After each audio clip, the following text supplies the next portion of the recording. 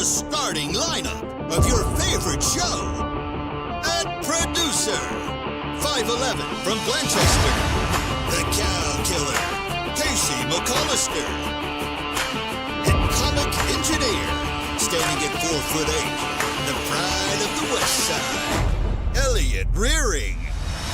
And your host, weighing 150 pounds, soaking wet, from Hamilton, Ohio, Ace Fowler. Welcome into a lovely Monday edition of Off the Bench, presented by United Dairy Farmers. I'm Trace Fowler, joined as always by the two producers to my right and Lindsay today. So that is the full cast of characters. Reed Mouse decided he is going to take the heavy hand. That is, we are doing the Joe Nuxhall. What are they? I should know this off the top of my head, but I believe they're calling it the Nuxhall Classic. But it's obviously after Joe Nuxhall. I don't think it's called the Joe Nuxhall Classic, but it's called the Nuxhall Classic. It's college baseball. It's being played at Prasco Park between the four local teams, Miami, UC, Xavier, and Wright State.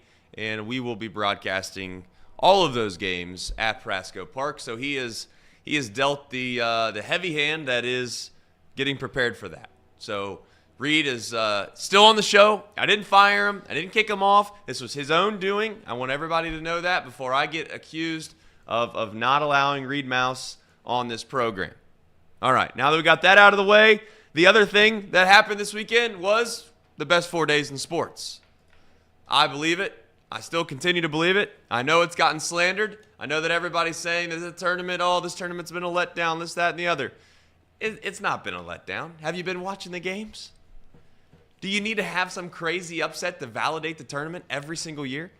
Do you really want the Farley Dickinsons of the world to be in the Sweet 16? No, you don't. No, you don't. You want the blue bloods. You want the good teams to be there from this weekend moving forward. And that's what we're going to get. Now, there might be a dud here and there. Of course there will be. The one thing that was a dud was the Mountain West. Now, who's back is got to be sore by now? You'd like to think that San Diego State's. Because at this point, that's the only damn team in that league that continues to find a way to win games in March. So when I ask, Bosco and all these other big-time bracketologists every single year, why is that league getting 6 teams? The Big East, by the way, got 3 teams. Now, the other thing that I find relatively quite funny is that the Big East is validating now their league. Correct. They got 3 teams in it. They're all top seeds. They're all top seeds. They have a 3 seed, a 2 seed, and a 1 seed. By God, I hope that they still have most of their teams left. 3 Sweet 16 teams. It's a fair brag. I'd argue UConn's the best team in the country. Correct. Marquette was fighting for their life. Yeah, but you can't take it away that the 3 teams they got in might be the 3 best teams in the country. What I'm trying to say is the Big East deserves credit, but let's not validate the fact that they should have gotten 3 more teams in and they all would have played well. They have UConn, who had to go against God who knows first round, and they played Northwestern second round. They look like they're the best team. They were the most impressive team maybe outside of Purdue in the entire tournament, to be fair to them. I'm not taking anything away from them. But I guess my point is if, let's just say, Marquette stumbles down the stretch, which they were right there to lose the game. Sure. If they were to lose, does that not validate the Big East?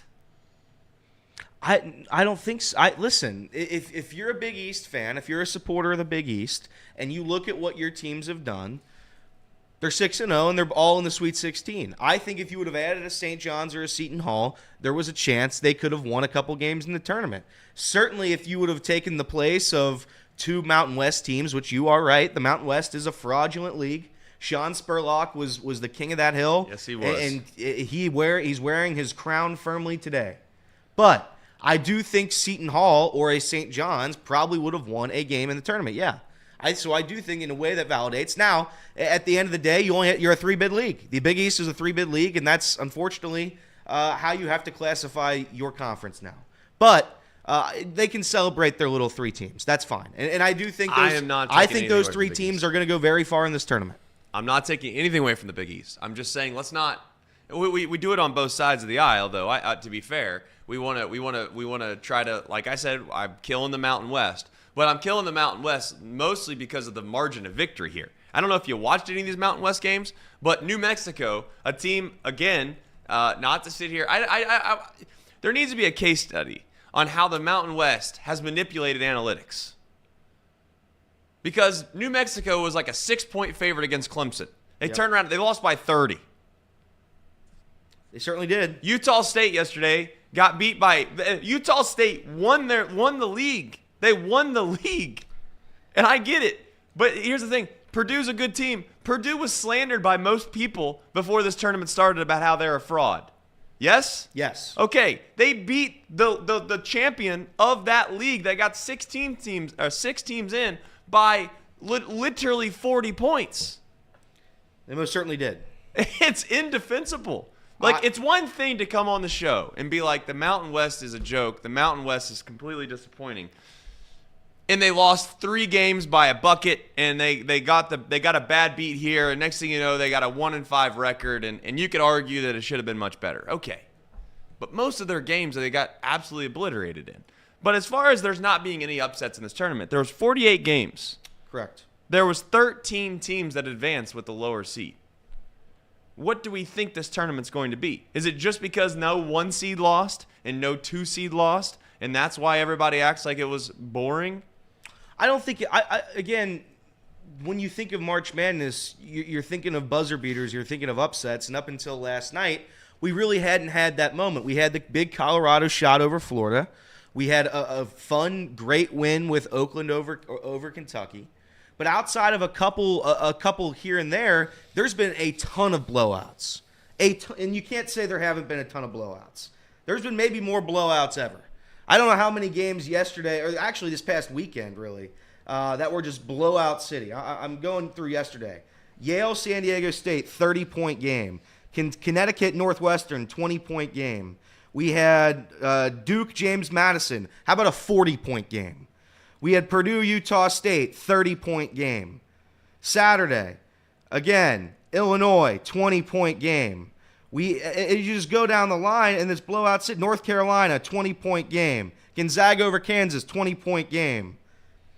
Arizona over Dayton. It was I guess somewhat close towards the end, but Arizona was in control.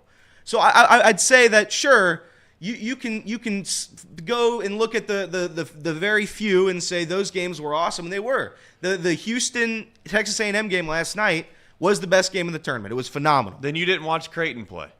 You clearly didn't watch Creighton play. Yeah, it went to double overtime, and they ended up blowing out Oregon. Yeah, but I mean, what do you mean blowing out? It was a double overtime game. They won by 15 points. They won by 15 points. There was 2 chances in that game to hit a game-winning shot. They won by 15 points. It was back and forth. They were making buckets. 15 points. Oregon didn't score in the final so overtime that ruins period. the whole thing. What you're basically suggesting to me, I'm not Elliot, saying that you just watched a World Series game that went 14 innings, and just because one team ran out of things in the 14th inning, they gave up 6 runs. What a terrible game that is. You're also mentioning one game. That's one example. Texas Tennessee was a good game. Sure, that was a competitive game. I'd argue Tennessee controlled the majority of that game, and up until the final 34 seconds, yeah, Texas hit a big 3-pointer to cut it to a 1-possession game. Sure. So yeah, I'm gonna sit here and say if we're gonna do this right now, I'm going to give my grade a C+ for this tournament. It was a fine tournament. There was a couple very fun moments, but other than a couple, I would say that the tournament hasn't been great. Now, the good news is, which you said already, when you have a lot of chalk, it's going to be a lot of good teams here in the Sweet 16, and that's what you have to look forward to.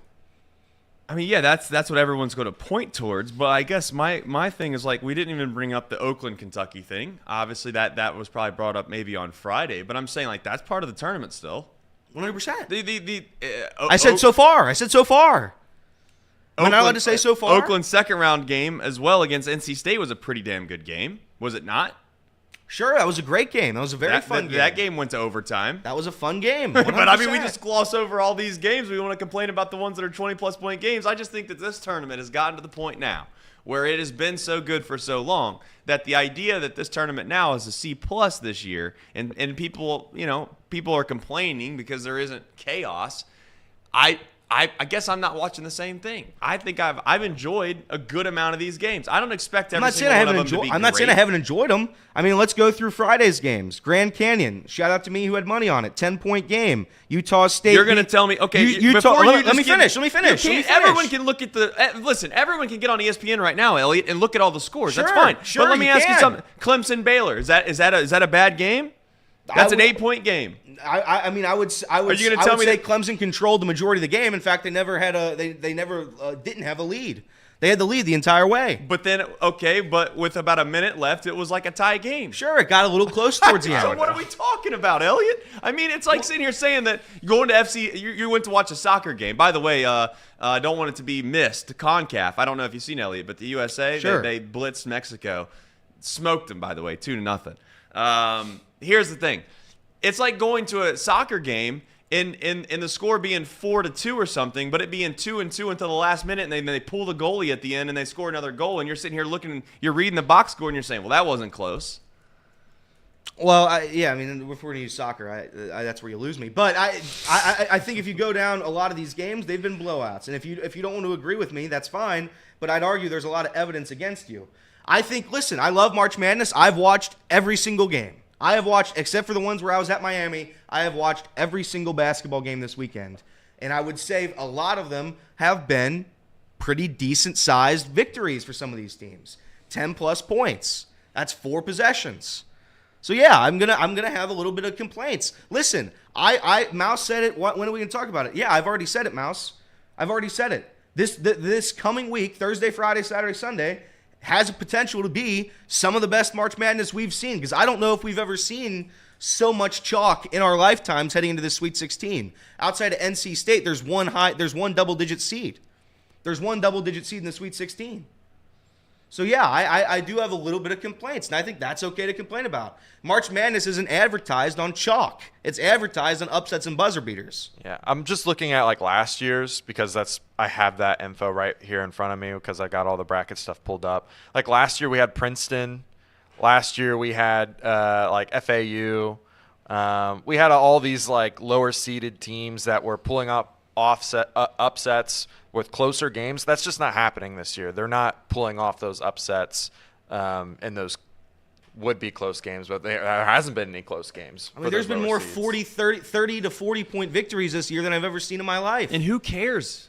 I care. What do you mean, who cares? I care. You really want the Uconn, the 116 game, not to be a 40-point game? Like, that's part of it. You know you're getting yourself into that. Yeah, sometimes 100%. That's being greedy then. That's where we have a disconnect. Because I don't turn on the tournament and think, wow, if 15's playing a 2, let me sit down and grab my popcorn because I expect this one to be a great game. I've never once thought that. Not one time. If there is a situation where perhaps the St. Peters of the world, they make it close and they upset Kentucky or something at the end, sure, maybe I can get excited about it. But you know what that ultimately ends up leading to? I know what it leads to. It leads to St. Peters getting their brains beat in the Sweet 16 by 30, and then everyone acting like, oh, well, that was such a good run.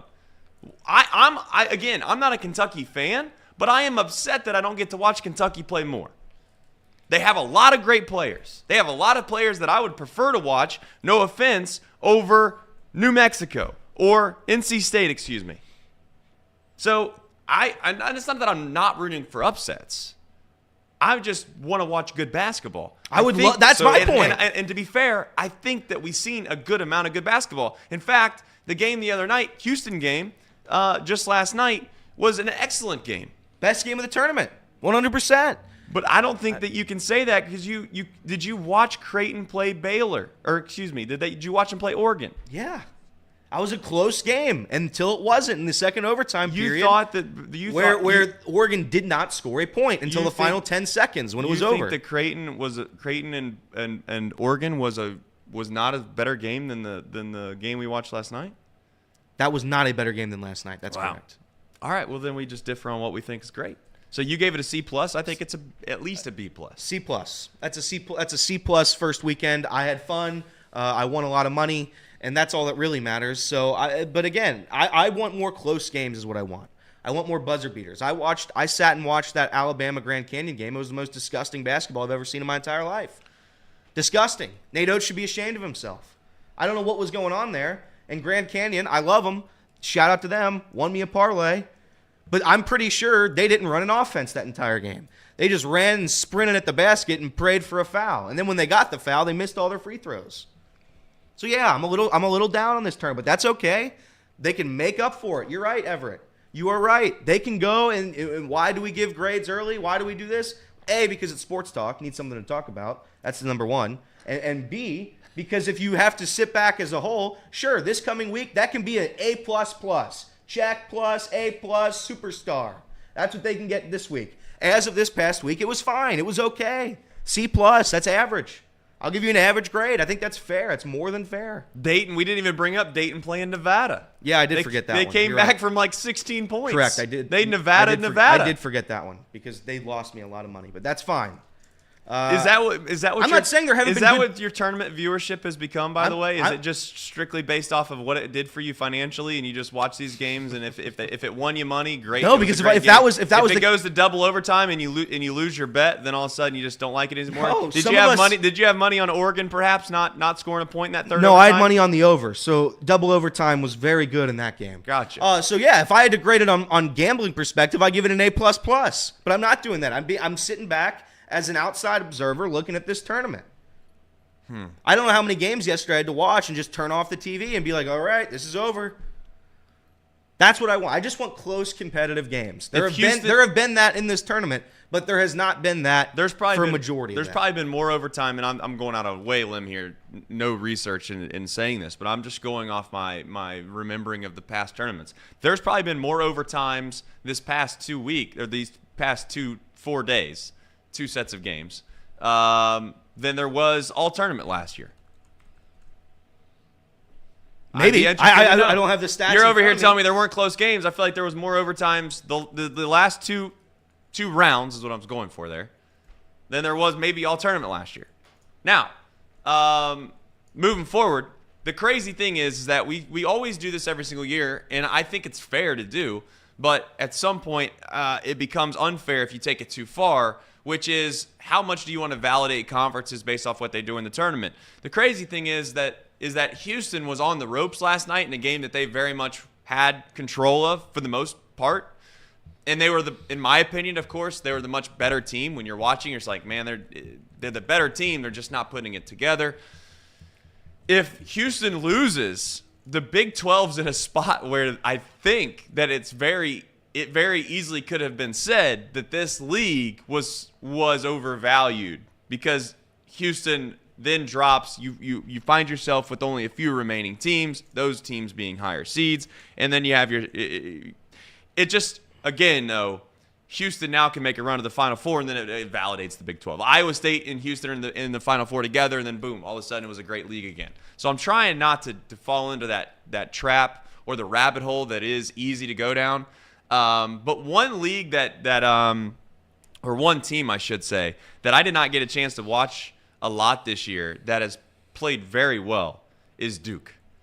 I don't know if you got a chance to watch Duke a whole lot. Watch Duke. But that probably is the team that has impressed me the most that I've not watched a significant amount of. So we'll see how long they can make their run. Do you think that if Shire is able to get them to the Final Four, not that it finally puts Coach K in the rearview mirror, but what is it going to take for Duke to just finally put him completely in the rearview mirror? Because right now, if they were to even not get to the Final Four in the next 4 or 5 years, which, by the way, I think people think getting to the Final Four is easier than it truly is. We'll get into Coach Cal maybe in a minute. But there's a lot of great coaches that have only been to maybe 2 Final Fours in their entire career. Yeah. And now we're in a position where I guess I'm asking the question with Coach K and Duke is, if he doesn't get to the Final Four in the next 4 to 5 years, do they start to question whether or not he's the guy? Not that we need to get into that full debate today, but I was thinking about that when they were dominating. I don't think you can ever put a guy like that in the rearview mirror, but I do think I would say this. It's business as usual if you can get to the Final Four. And again, it is impossible to get there. It's very difficult to get to a Final Four. But when you're a program like Duke, when you're a blue blood, a Kentucky, a Duke, a North Carolina, when you are one of these teams, that is somewhat the expectation. No, maybe the Sweet 16's your expectation. I don't know what I've never been a fan of a blue blood. I don't know what the expectations are if you're a fan of one of those teams. Looking on the outside, I would say getting to a Final Four is probably the idea when you head into each season. If you're a Duke fan, a Kentucky fan, North Carolina fan. So yeah, I would say this gives Shire it's a leg up. He goes into a Final Four, a team that I don't think a ton of people were high on heading in. I certainly was not high on this Duke team. But they have dominated. They have blitzed both games. Both teams they played blitzed them. So yeah, I think this is a good step to not forget Coach K, but start this new chapter. It's a whole new world with Shire and Shireland. So I think that's what they're looking forward to. Kentucky, I wanted to jump on this really quickly. The Kentucky head coach's records in their last 126 game, which is roughly right around the last 4 seasons of their tenure at Kentucky. Rick Pitino was 110-16. It's 873 winning percentage. I'll give you the winning percentage after, so it makes this math a little easier. Adolph Rupp, 104-22, 825. Joe Hall, 92-34, 730. Tubby Smith, 91-35, 722. Eddie Sutton, 87-39, that's a 690. And then rounding it out now would be John Calipari, 80-46, 635. I think it's kind of wild that the national media continues to paint this picture that John Calipari is one of the few guys that can coach at that level or at that school and have success. The thing that Calipari has done during his first 10 years is he's certainly bought some time. His first 10 years at Kentucky is relatively historical. Not only did he win the first 10 years, but the way in which he won, the charismatic nature in which he interacted with that fan base, it felt like a match made in heaven. It genuinely was perhaps like the Belichick Patriot era, where you just felt like no matter what this guy did, it was the right thing to do because of the historical success of winning they had. Belichick, might I remind everybody, nobody liked playing there. He cut guys left and right. There was no loyalty at all in that program. But you know what? He got away with that. Why? Because they won.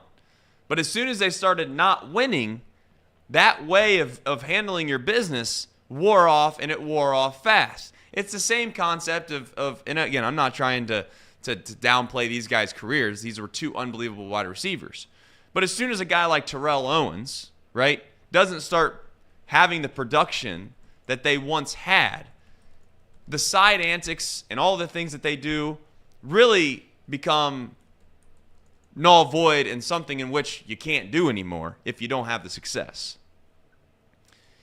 Calipari can't continue to look in the camera, and he can't continue to scoff at reporters, and he can't sit here and act like they don't know what they're talking about when they say, well, are you worried about your whatever it may be? This year, more times than not, it was defense.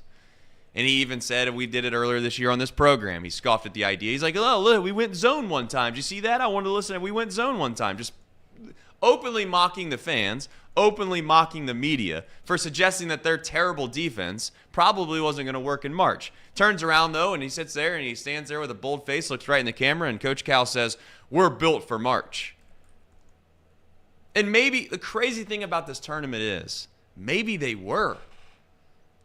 But what's happened over the last few years is there has been this basically a callus building. There's been enormous amounts of pressure building for every team thereafter to break through.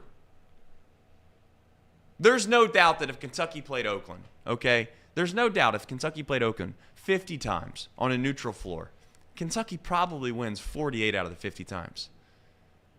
48 out of the 50 times. The problem is that's not what this is. It's the granddaddy of them all, if you want to call it that. The stakes are high. The pressure mounts.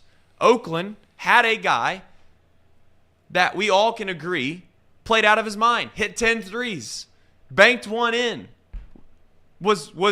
He just had one of those days. We've all had it in our athletic career, some on a smaller scale than others, but you've had a day where you've gone out and you've played a sport that you've played for a long time, and you, for whatever reason, it just was your day. Everything was bouncing your way, and you asked yourself, man, I wish it was always like this. That's how it was for Oakland. And you know what? You can't, at this point, make that excuse for Cal anymore.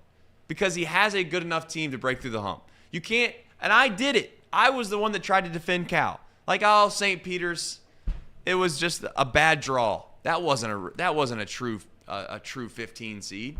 They were better than that. All right, that's fine. Well, now you get to a situation where you have a down year. And by the way, Cal's had some really bad years. Like not making the tournament bad. He's at Kentucky, mind you. And we use the same excuse for this guy over and over and over again. And what is it? Well, they're young. They wait until you see this new freshman class they got coming in. Well, at some point, you can't play both sides of the aisle. You can't say that you're young and you have all these young up-and-coming players coming in that are unbelievably special and then turn around every March and complain that you had freshmen that just weren't ready for the big moment or they made mistakes. That's part of your own doing. That's your plan. That's your program. This is the first time in a long time that I will sit up here and I will say openly that I think Kentucky's in a position now where if they were to decide to move on from Coach Cal, nobody, and even Coach Cal, can say that they overreacted. You can't be at Kentucky and have this long of basically a run without winning games in the SEC tournament and the NCAA tournament. Because unfortunately, that's what this sport has come down to, is what you do in March. It genuinely, that's all people and that's all fan bases will care about. Mick Cronin is probably a perfect example of that. Mick Cronin was a guy that won a lot of basketball games. But there was a certain segment of the fan base in Cincinnati that, let's be honest, didn't love either, quote, the style of basketball that he played with or thought that they were, for lack of a better term, choke artists when it came to the tournament. I don't know if that's fair for Mick, but that's the story that he got. I think it comes down to expectations. At Kentucky, when you're a blue blood, when you have seemingly unlimited NBA talent, when you seemingly have unlimited funds, NIL, your expectations have to be more than just make the tournament. When you're a UC team, your expectations was make the tournament. And even, like you just said, even that ran stale. Mick made, 9 straight tournaments, I believe? And eventually, when you got to the 9th one, you lose in the first round year after year after year after year, it's like, okay, then what have we really accomplished here? It is an accomplishment to make the tournament if you're not a blue blood. I do believe that. Yep. I think if you're UC, sure, should you have goals to make a Sweet 16? Shout out to Xavier, because Xavier's done it. Xavier's done it several times now.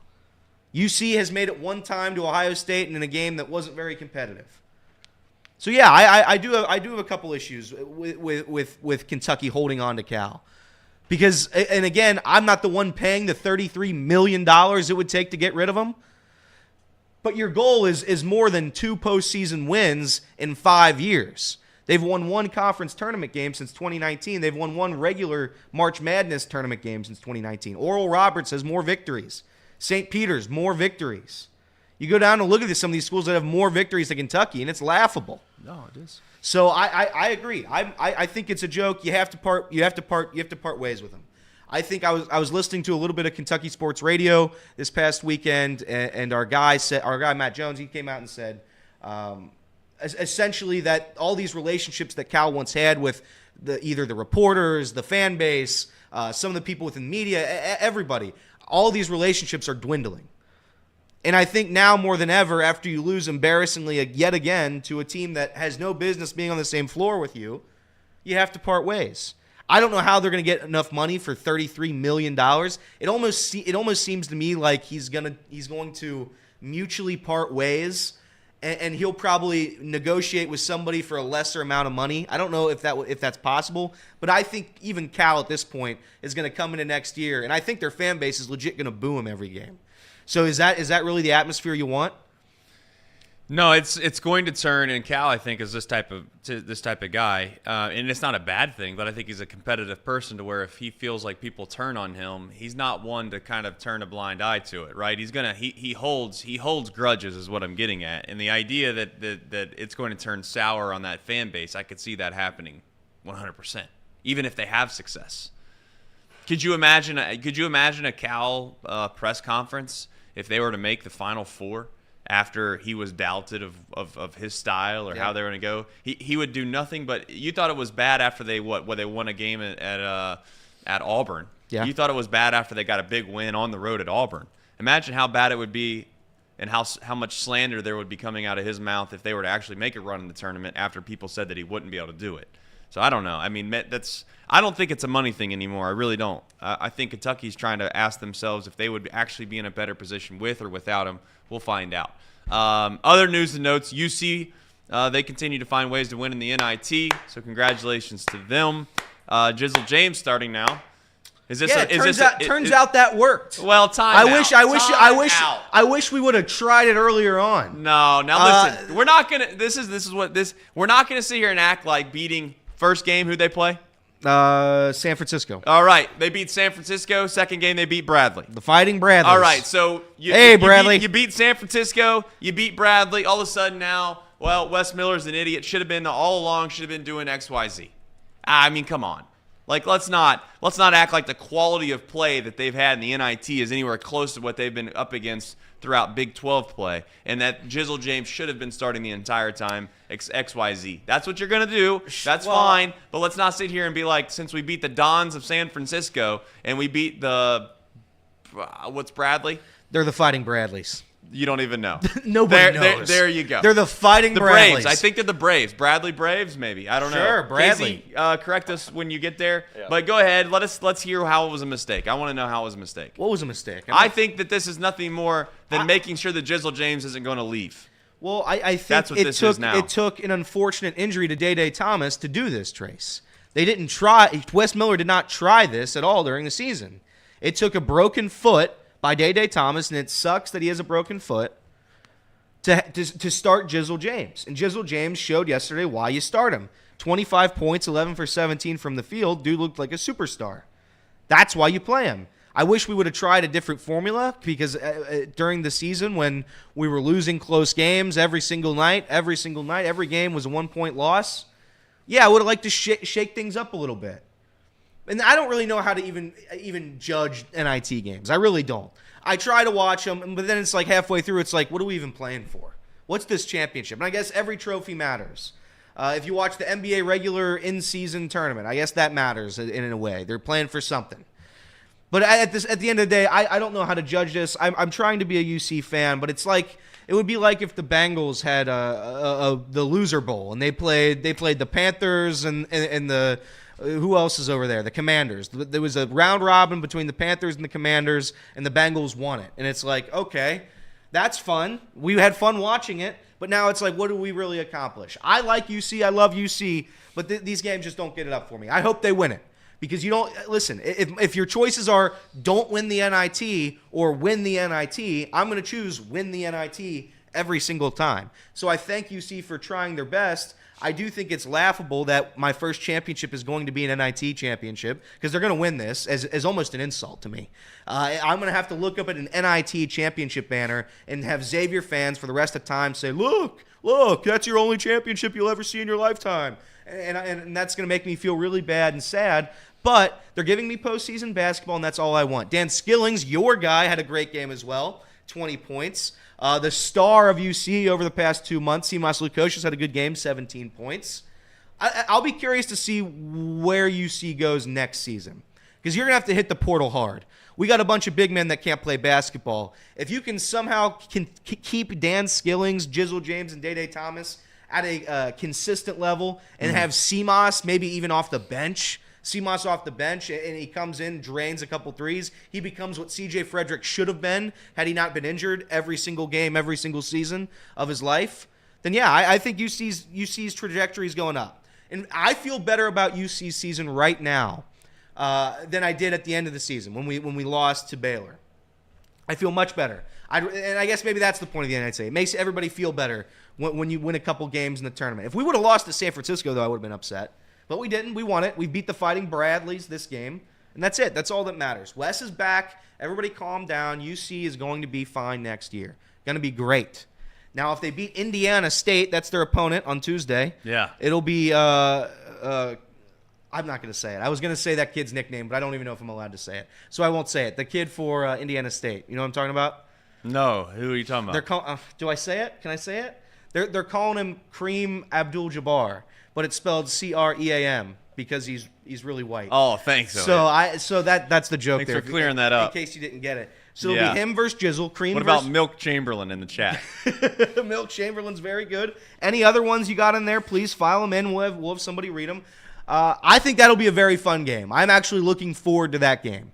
So I don't know if you are, but I will be tuning in to Tuesday night, UC versus Indiana State at 9 p.m. Fantastic. Tuesday, 9 p.m., Indiana State. Where's that game being played? No idea. I just have no idea. what Maybe it's got to be at Indiana State, right? Well, I don't think it has to be anywhere. Well, I think they're the 1 seed.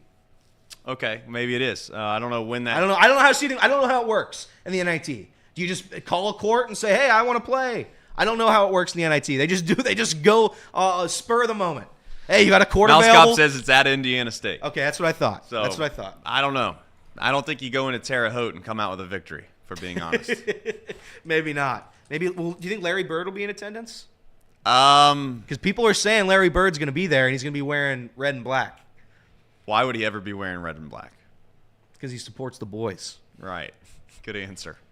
I don't think that's going to happen. All right. Transitioning off of. Oh, real quick. One more tournament note. Okay, go ahead. Shout out to Virginia. Virginia, if it's embarrassing to score 14 points at the half, honestly, it's pretty sickening, right? You didn't show out, you didn't deserve to be in the tournament, you didn't make it. The team they played followed up their 20-point victory over you with an 11-point first half. An 11-point first half. Virginia should be ashamed of themselves. If it weren't for that national championship, congratulations to them, they'd be done. Done. I'd end their program. But they have it, so I can't say boo. I just wanted to pile on top of Virginia just then. Sorry. Well, the good news is that's one of the wins of the Mountain West Conference in this tournament. That's right. They have, I think they're on 3. 2 of them by San Diego State, might I add. Is this what's going to happen again? There was the over/under for Mountain West teams in this tournament.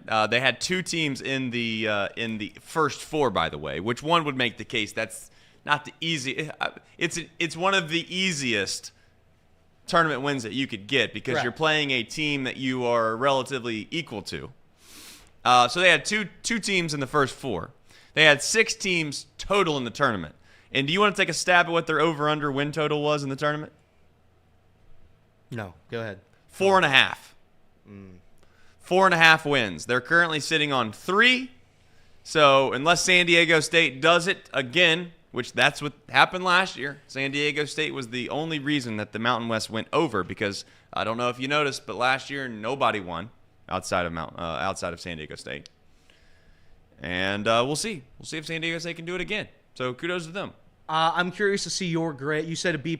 Casey, what was your grade of this past weekend of March Madness? I honestly would have also given it like a C+, Thank B-. you. I'm going to give you a stat, shame. and you're not going to want to hear the stat, and everybody's going to sit here and say I'm scoreboard watching, which I am most definitely not doing. I watch every single game. Yeah. Every single game I've watched. Box score, Bobby. I am not box score Bobby, but if you did look at the box score, there have been 35 games decided by 10-plus points. Now, if you want to say 2 of those games went to overtime, I'll give you that. 33 games have been decided by 10-plus points. Now, out of those 10-plus points, I would say, again, out of those 33, I would think more than half of those have been by 20-plus points. And out of those 20-plus points, I think 10 of them have been by 30-plus points or 25-plus points. So there's been a ton of blowouts, and you can't say there haven't. You cannot say, I get it. You can have a great game up until the final minute. I understand all of that. But I want more buzzer beaters. Am I not allowed to ask for more buzzer beaters? I have a Can I question. not ask There for that? were I got a more question for opportunities Trace. at a There were buzzer more beater opportunities, but this season, this tournament. And I guess I'm gonna have to go back and waste my time and look up old tournaments. But I'm willing to bet there was more shots at the buzzer that could have given the team the win and or the lead in this tournament than there was in last tournament, all tournament long, the entire tournament. I'm not even counting the next 3 rounds. I'm counting just what we'd seen this tournament. There was more opportunities for a team to shoot a basketball at the end of the game and win and or lose the game in this tournament than there was all last tournament, to be clear. I'll find out if that's true or not. I would be willing to bet a sizable amount of money on that. I will say this. Listen, some of the night games have delivered. They have. They really So you have. can't sit here and do this. You can't hang look on. at yesterday's slate of games and say those were great games. You can't. Okay, there you was can't like do it. You know, the good news is, Elliot, can't there was, do it. There was 4 days, and you know what? Friday, you look at Friday's Last- games, you can't do it. There was 2 good games on Friday. 2. I mean, I just can't believe. I got a that question you're for suggesting Trace. that this was terrible. I got a question for you. Yeah, So please. you would consider a good game UConn blowing out Utah State. That was a good game. No, it was a horrible. A good basketball Anybody game. with a brain would say it's a horrible game. I'm just asking. Would you call that a good basketball No, that's not a good game. No. game? Okay. So how many blowouts were there, Elliot? So here was. I don't turn on a game and expect just that to be a I'm good just game. doing- Again, a qua- and I'm again, just- Trace is right. There are absolutely. You don't have a 64 team tournament and have every single game be close. That's not how it's supposed to work. But I would like to see more one-possession games towards the end of the game. That's all I wanted. That's all I'm asking for. I don't think that's a crazy ask.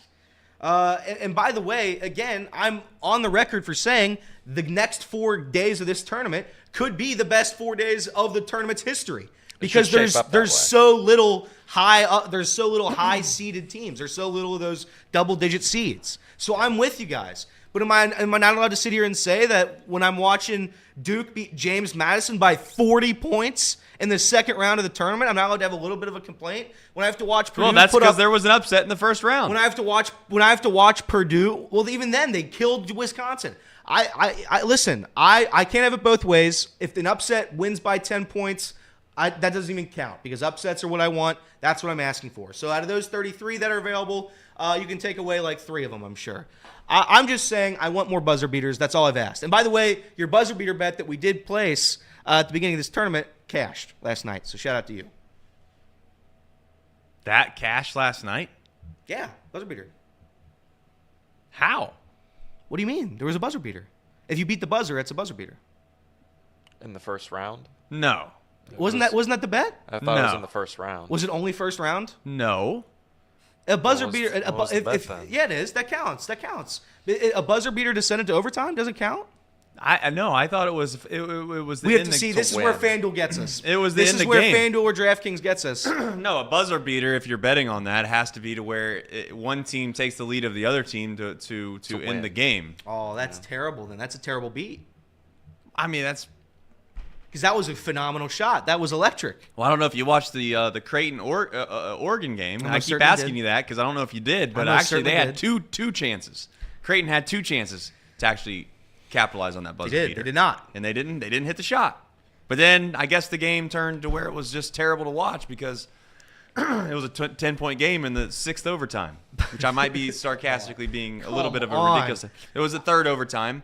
Do I have to and- read out the Friday scores to you? Because No, I don't need it. I don't need it. I don't need it. All, I feel like all I'm you're going to say forgetting. is we've sit here and we've argued about nothing for 40 minutes. Yeah, that's about, great. About That's how sports I'm- talk. That's what- welcome to sports talk, everybody. 48 games. There was 48 games, okay? And there was 13 games where the lower seed advanced. This tournament had a 16-point comeback from Dayton. It had, again, I'm doing this all off the top of my head, which isn't fair to the tournament, but a 16-point comeback from Dayton. think 19 There was points. multiple overtime games.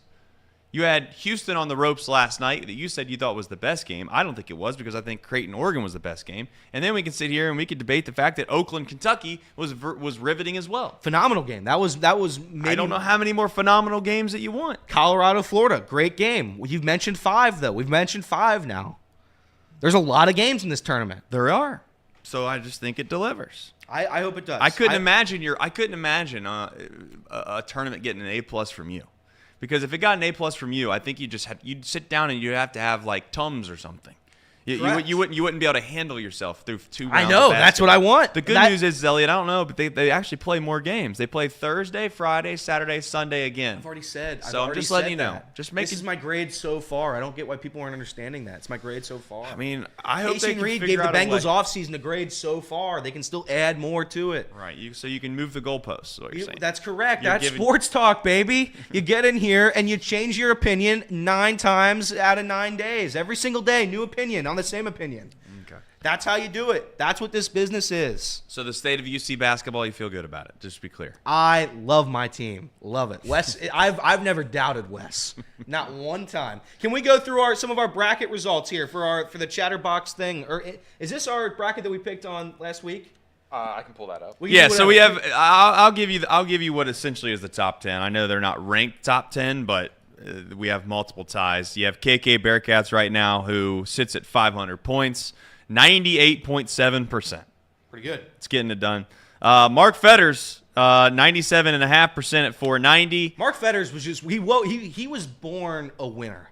I don't know what his parents are. I don't know who his parents are, but they have to be just the greatest humans of all time. Well, he's in second place, just so you know. Well, that's fine because he's going to win it. Okay. I don't know if he is. But player formerly known as Mouse Cop is tied with Mark Fetters. Same exact score.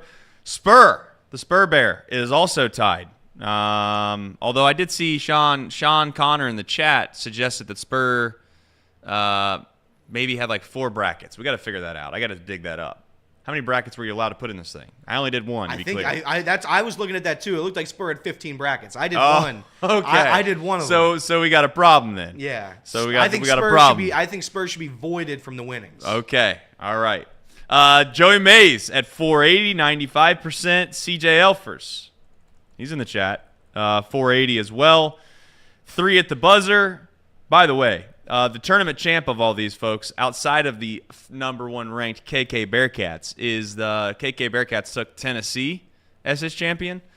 The next 1, 2, 3, 4, 5, 6, 7 out of 10 people picked Uconn to win the national championship. So we shall see. Did you see? Speaking of Uconn, did you see Hurley's comments post game when he had heard or found out that they were the basically the noon tip off? Did you hear his comments? No? Essentially, he now believes that the tournament committee is out to get him. They are out to get him. By the way, that brings me to maybe another point with this committee. And I know what the answer is. The answer is going to be because of TV contracts and all of this. Why are the Dayton Flyers and Arizona Wildcats playing a 10 o'clock local tip-off when you have a game in Pittsburgh tipping off at 10 p.m. that night? Yeah. I don't understand it.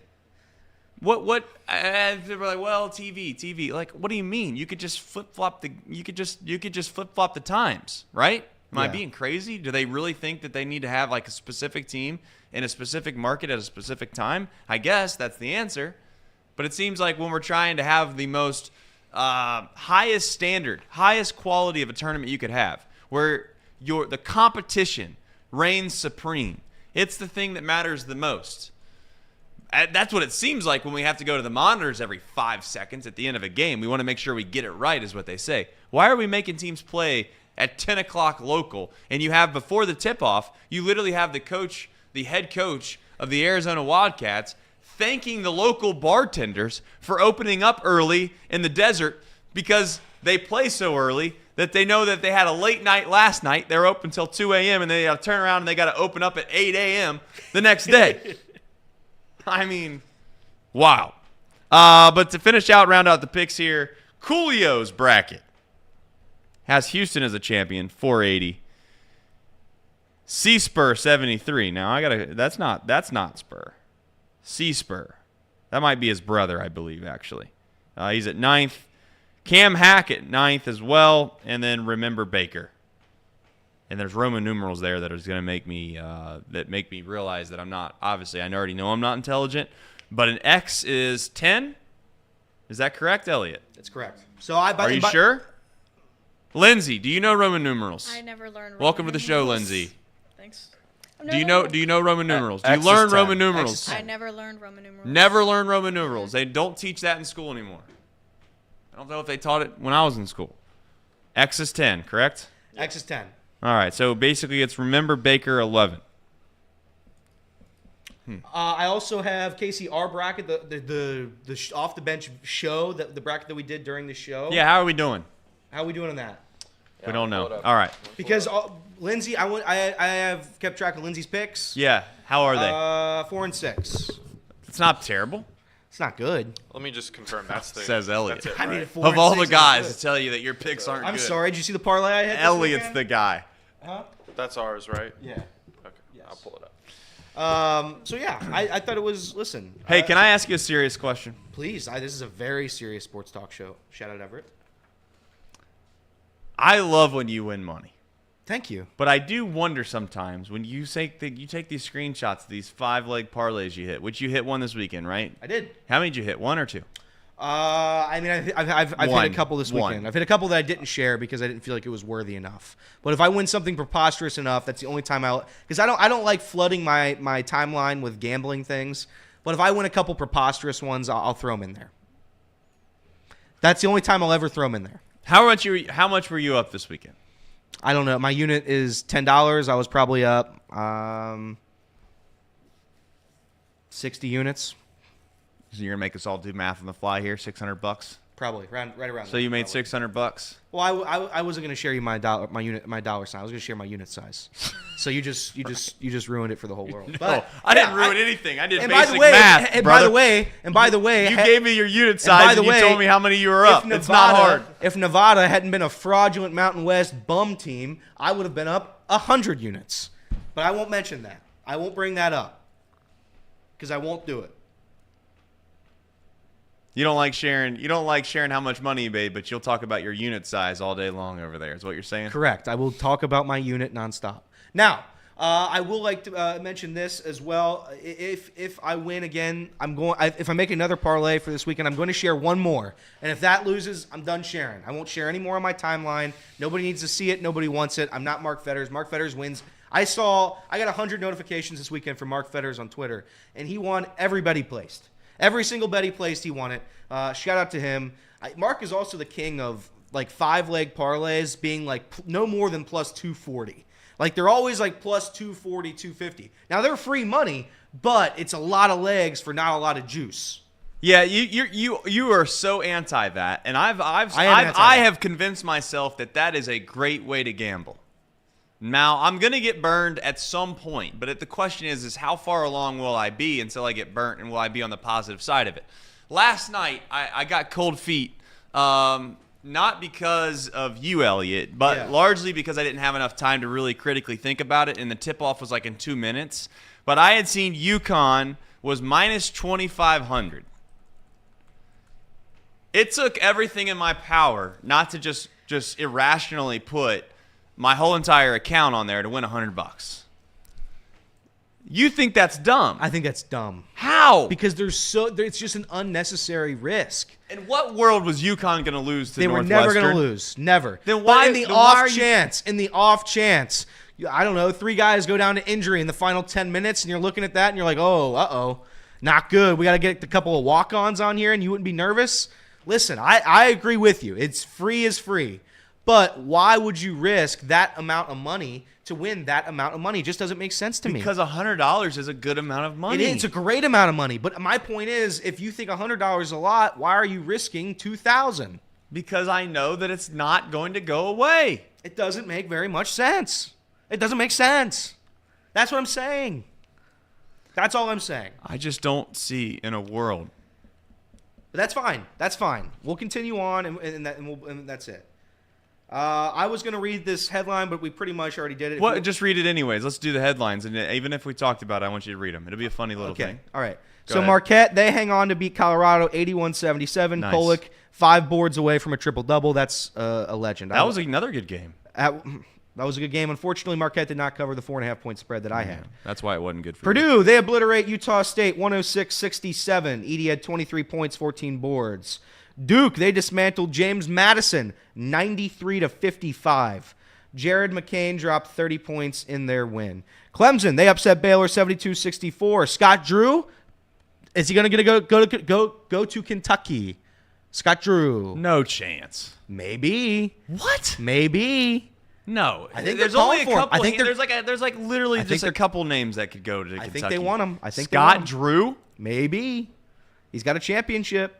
Alabama, they beat Grand Canyon in the world's most disgusting. I don't know how much of this game you watched.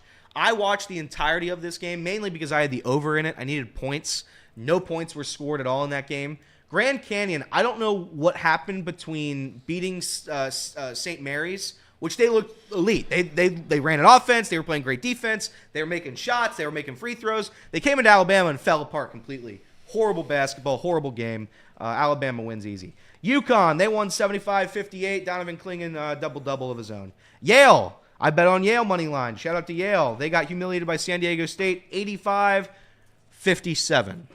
85-57. Now, we already mentioned this. Casey, I did send you this on x.com. I was going to show this as part of my rundown. When A&M was down, this is a little fun nugget for you, Trace. A&M was down 81-69 with a minute and 50 seconds left in that game. Yep. 81-59 with a minute and 50 seconds left. I had Houston minus 8.5. Just a little fun nugget there as well. They proceeded to score 17 points in that minute and 50, including this buzzer beater 3 to force overtime. And by the way, I don't want you to look at the 3 here. Look at this bounce pass. That's the world's greatest bounce pass. Bang. As soon as I saw him catch that ball, I knew it was in. Sometimes you have those feelings right before it happens. Yeah. There was nobody really near him, and that pass was incredible. I knew that ball was going in. Casey, could you do me a favor and rewind that back right before the inbounds it and just pause it? Is that possible? Pause it. Right there. I have a genuine question. Sure. I was watching this myself, and I was thinking, and listen, these guys, as I've said before, they know way more about basketball than I do. I'm not here to suggest that I'm smarter than Kelvin Sampson, because I'm not. I know that I'm not. But I do wonder sometimes. There's 1 second left, 1.2 seconds. You're up by 3. Why are you suggesting that those guys are guarding anywhere inside the lane? Why wouldn't you? You could have ran a zone that stands around the 3-point line, and you just read the inbounder's eyes, and you basically either try to steal the ball or stick to a man. I agree. Why are you running through double screens, elevator screens, all of this crazy stuff, and then therefore, again, is the chances of him hitting that shot good? No. But you're chasing guys around all over the floor when you have 3 guys inside the lane that you want them to throw the ball there. I was wondering. I don't understand late game situations with coaches sometimes. Why I've never understood that, because there's so little time. If you all just stand around the perimeter, they literally can't win the game. They could, but it makes it a lot more difficult. They can make a Steph Curry type shot, but it's impossible. I also don't understand, and teams still haven't learned it. Why don't we foul when we're up by 3 points? Now listen, with 1 second left. I'm not talking okay, talking there. I'm talking about the possession before, which gave him that opportunity. Why aren't we fouling? UC didn't do it against San Francisco, and that was even more egregious because they had a foul to give. Understood. No, I mean, listen, I think that these coaches lose their brains a little bit sometimes towards the end of the game, and they don't. It's hard to prepare for something like that because it comes around once a season, if maybe most, might even be more than that, where there's an inbounds play with 1 second, literally 1 second left. If there's 3 seconds left, okay, that's a little bit different because you can create a secondary pass. Therefore, that makes my whole grand plan of running a zone defense basically outside the perimeter null void. But I was wondering that to myself. It's like, why do you have 3 guys running through screens inside the lane when you want them to throw the ball inside the lane? I don't know. I have no idea. 2 things that have come through the breaking news on the chat. One of them is that Sean Casey is throwing out opening day's first pitch. So for those that care about that, congratulations to him on his grand achievement of throwing out the opening day pitch. So he's still the mayor, I assume, in this town. And then the secondary thing that most people seem to care about a lot, I don't know, perhaps we should spend a whole hour on it. We could talk about the NFL, is that now the hip drop tackle is officially banned. What a joke. In the NFL. What a joke. You guys are not pleased about it? If you want to preach player safety, that's fine. But at some point, the game is the game. They sign up when you're getting paid $5, $10, $20, $50 million to play a sport. Some of the risks involved are being tackled in this game. That's some of the risk. That is a clean tackle, is it not? And I'll never understand it. Leagues that preach player safety and then eliminate giant aspects of the game, it's hypocritical. You're ruining the sport by acting like you care about player safety.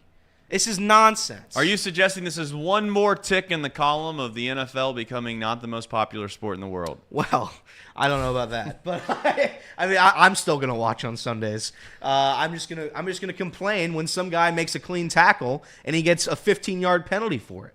It's just terrible. It's terrible.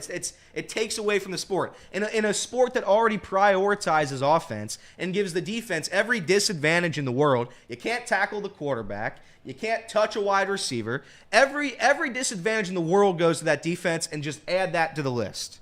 Yeah. Casey's showing the play where Mark Andrews obviously found himself getting hurt with Logan Wilson.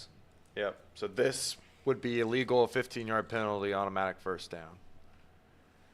And I just can't agree with that. I mean, I understand they're trying to be as safe as possible, but what is Logan Wilson supposed to do there? How do you tackle him any differently from that angle? No, you it's tackle tough. him any I mean, you're in a differently, tough spot. The only argument we'll see. The only thing I will say to defend the NFL slightly is that every time they make a rule change, many of us do often not overreact. Maybe that's not the word I'm looking for, but that we do act as if it's a terrible thing, and we come to kind of come to grips with it, and it just water under the bridge at some point. I don't know if that's the case for this one. They did, as Reed always says, they did swing and miss. And I don't know if they swung and missed. I think the whole rule got sabotaged itself with the whole pass interference thing. They sabotaged that. I truly feel like that the referee, I don't know what they would be called, the association, they decided, you know what, come hell or high water, we are not overturning these pass interference calls because we don't want it. And we have the jurisdiction. We have the powers to be. So we'll make a mockery of it, and then we'll get rid of it. I think we could all agree that there are times where you could throw a flag out for pass interference that we all know is egregious, like the Saints situation, and that's okay to still keep in the game. I think it could have been explained better to the coaches that, hey, you probably shouldn't throw the flag out there in regards to a pass interference call unless you think it's unbelievably egregious, because we're going to stick with the call on the field 99 out of 100 times. That was not explained to the coaches, so then it turned into a hot mess. The hip drop tackle now, I don't know how many times it's going to get called, but I can already see in my head there being some late game situation in some big playoffs, and this is going to be the reason that a drive gets extended. But I have a question for Casey. Yeah. How in what other scenario can Wilson make that tackle if he didn't do exactly that? And if you can't do it, what's the point? Let him score, right? Because that's the alternative. Yeah, he would have to basically tackle him through the first down. More than likely, Mark Andrews is a big dude. He's going to score. If you tackle him forward, if you don't try to drag him back down, that's probably going to be a touchdown. And it's going to be a tough situation. It's just going to be something that the defenses are going to have to adapt to. Another thing, too, I'd like to add that Steve put in here as well in the chat. The Player Association didn't even want this. This was something that the Rules Committee approved of. That's only a group of like 11 people, right? There's only 11 people on this committee, and they didn't even listen to what the players wanted. Probably Herb Street. Herb Street and the boys probably got together with his dog and I don't know made about up that that rule too. But again, it's As just long as Florida State's not allowed to play, everything else is good. Everything else is fine. But Casey, I agree. I think that's preposterous. I mean, it's going to be tough for defenses, but it applies to every team in the NFL. So if it's called appropriately, I don't really necessarily care too much, because if you're not out of position, right? If you don't get yourselves out of position, then that never happens, right? Yeah. It's just another thing that you have to chalk up to being like, you can't, blame the refs. You got to play better defense. And if that's the case, you just got to get better on defense. You got to get better players on defense to be able to make those You are right. What you just said is right, but it's preposterous. You just have to adapt to it. It's just it's a tackle. It's a tackle. Now, what Trey said was interesting too, because there are moments where everybody complains about referees. I did it all last season, and I do think there's a factor of human error, human element that makes refereeing still interesting to me, because I do think if you're a bad referee, you're a bad referee both ways. And that's how a bad referee should be, at least. If you're going to be bad, be consistently bad. I do think if you start making plays like this and we start complaining about it, it comes to a point, and I think March Madness is kind of there, and it's almost ruining it, where you have to replay every single call the referee makes under 2 minutes, and it starts ruining the sport. Yep. These are the type of things you can't review anymore. If you got to live with your decision, just live with it, and then after the NFL season, we'll change the rule again. I do think that there might be some sort of approach to it, to where if there was no other choice, that maybe the refs kind of turn a blind eye to it.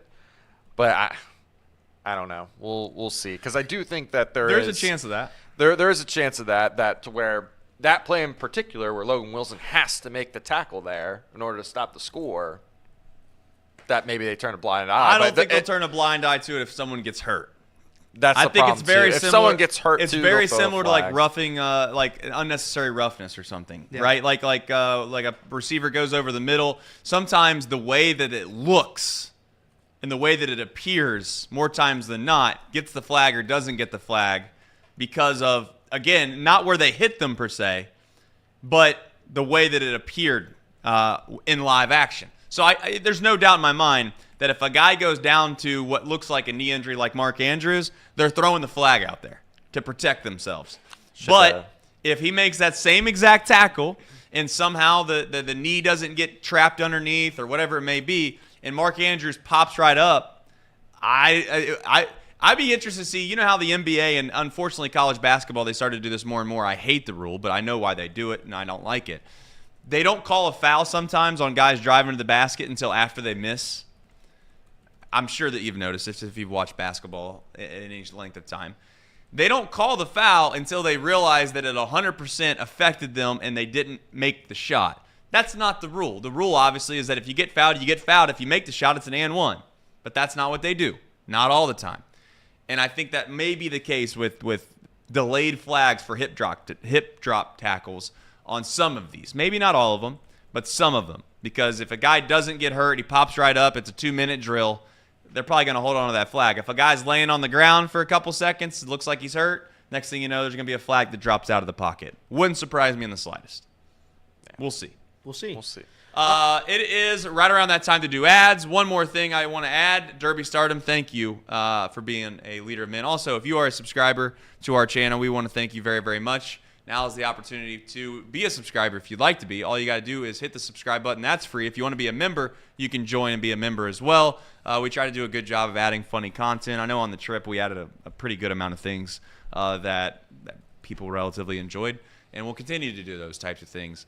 Some housekeeping notes here really quickly before we go to the ads.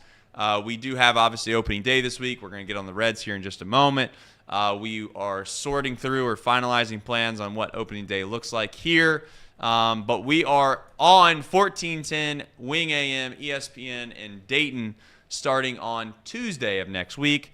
Justin had to call a lot of Justin Kenner, obviously program director, also does Kenner and Kev on 1410. Had a lot going on this week. We had just got back from our trip.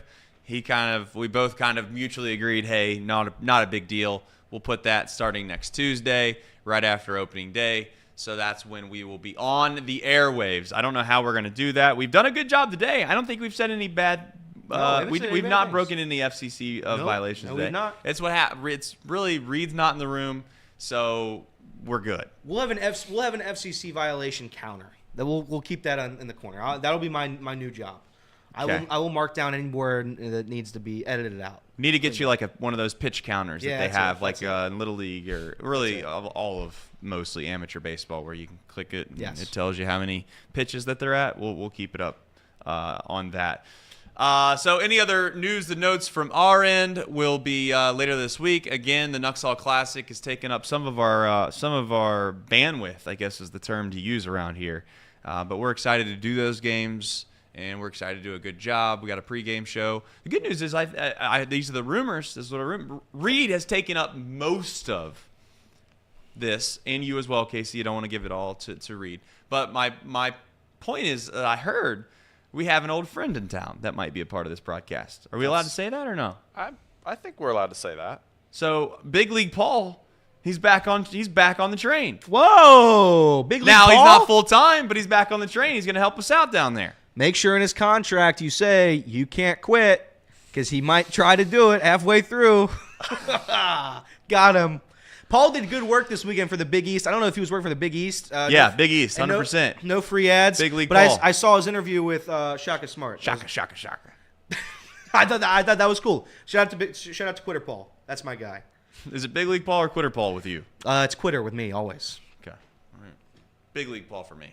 Yeah, he made me cry. Big League Paul. Casey, let's read some ad. And by the way, after the break, I have 2 more college basketball notes. That's it. And then we'll move on to the Reds. Because this is opening week. This is the best time of the year. That's right. For the Cincinnati Reds. Casey. Nate did say Never Tom mind. should broadcast them. Sorry, this is the final piece. No, please, final. Tom should broadcast them. Tom is broadcasting 2 of the games. So, 2 of the games. Yeah. There's 4 games. Tom's broadcasting 2 of them.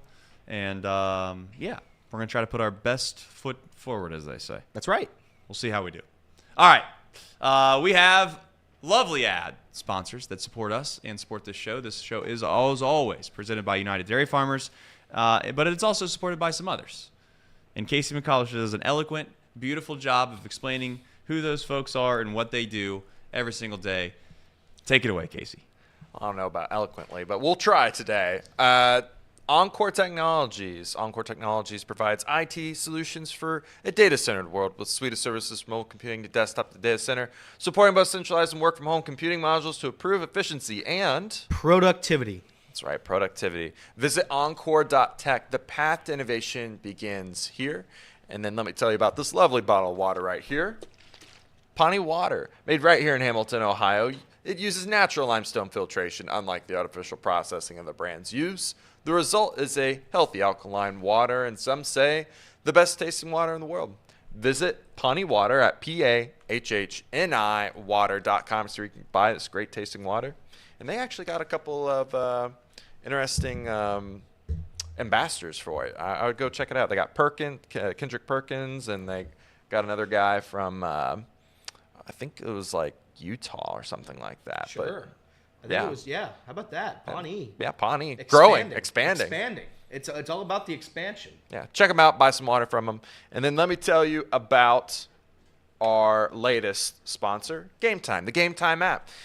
The ticketing app. The app I used all the time last year. Anytime I would go from this office to, say, a Reds game or an FC game, I would use the Game Time app. It has all the pricing up front. It's 2 easy, simple clicks, and you get your tickets right away. Show you exactly where you're sitting at. It's one of the better apps out there. I suggest you go download it. Use our code, OTB. OTB. That's right. Code OTB. Get $20 off your first purchase. Terms apply. That's code OTB for $20 off your first purchase. Again, terms apply. It's one of the best ticketing apps out there. Woo. Yeah. Yoshi. That's a great dinosaur or whatever it is. Shout out to Yoshi. It is cool. We need to wear both. We both need to wear green sweatshirts one day. We do. 100%. And just be floating heads over here. That'll be fun. Also, like the stream. Not a lot of likes. People have given up on the likes. Don't give up on them. Don't give up on Don't give up on the likes. You gotta like the stream. Keeps us If employed. you're not watching on a device that can like the stream, get on your little phone. You go to YouTube. You search Chatterbox Sports. You click the live. Give it a like. Then you can throw the phone away. Speaking of throwing the phone, I dropped mine this morning. Cracked. That's okay. That's okay. I always come prepared. I've got a second phone in the wings, just waiting. And you might say, Elliot, that's weird. Why do you have that? It's because I buy my friends' old phones for cheap dollars. I think I paid $100 for it. Boom, have an upgraded phone. It's not the new one, not the iPhone X Plus 27. It's a newer phone than this. I think this is the 8, or 8 or 9. And I'm going to get like the 11. That's what I just have. waiting in the wings, so I'll just put in the SD or the SIM card and just transfer everything on over.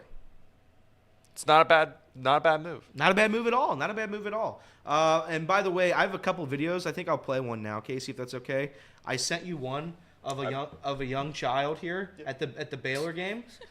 Please don't laugh, Lindsay. This is very serious. Lindsay, why are you laughing? I'm sorry. Why are you laughing? This was a very funny moment.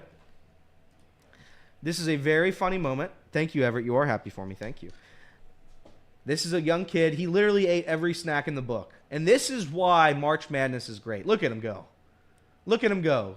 Clean in the mouth. And then he's resetting with popcorn. And then he's ready to go with popcorn. He ate look at him. Not a care in the world that his team just got humiliated by Clemson. Not a care in the world he just got upset. Just snack after snack. That's my guy. That's my kind of guy right there. That's my type so of shout guy. out to him. Elliot is worse than, I'm not going to say that, Blackmore. Why would you say that to me? I think we are going to do a quiplash today, Casey, after the show. I think that's fair. I think that's what Boss Reed wanted, unless we're needed elsewhere. Is that okay with you? Yeah, I mean, I don't know what Reed can tell us what we're doing because We just have no idea. I was expecting to go with him to Prasco to help him set up, so I don't know. So nobody has any idea what's going on anymore. We're trying, but we've been dealing with Miami baseball, which is great. It's fun, sure. And then we've got Prasco to deal with, so we don't really know what's happening. Once we find that information, we will be sure to tell you. Yeah, just be patient with us. We will get back to some regular scheduling member streams here in the relative future here. I will say this. I was at Miami baseball working yesterday. I got a $75 ticket. Who is going to be responsible for that? I don't think that you have to pay that. Are we sure? Is that on record? Or do I have to call their office and I'm make sure sure it's okay? I'm sure Miami will. Because here's the thing. I was working for Miami, but yet Miami gave me the ticket. So what do I do there? Elliot, have you ever heard of karma? Karma? Karma. Yeah, I've heard of If karma you're a once. little, nicer here and there, maybe Yeah. karma would be a good karma coming your way. That sounded like a bad karma coming your way. That is, it's bad karma if what? If I don't pay it? You got a ticket. Yeah, but I work for the university. Well, that's karma. But what's the karma for? You can't just say For it's being karma. mean. What am I getting bad karma for?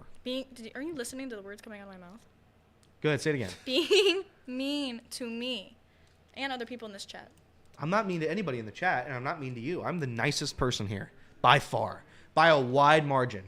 Lying in fact, will also get you karma. What was that? Lying will also get you karma. I've never lied once in my You life. just did. I've never lied Saying once. that you're the nicest.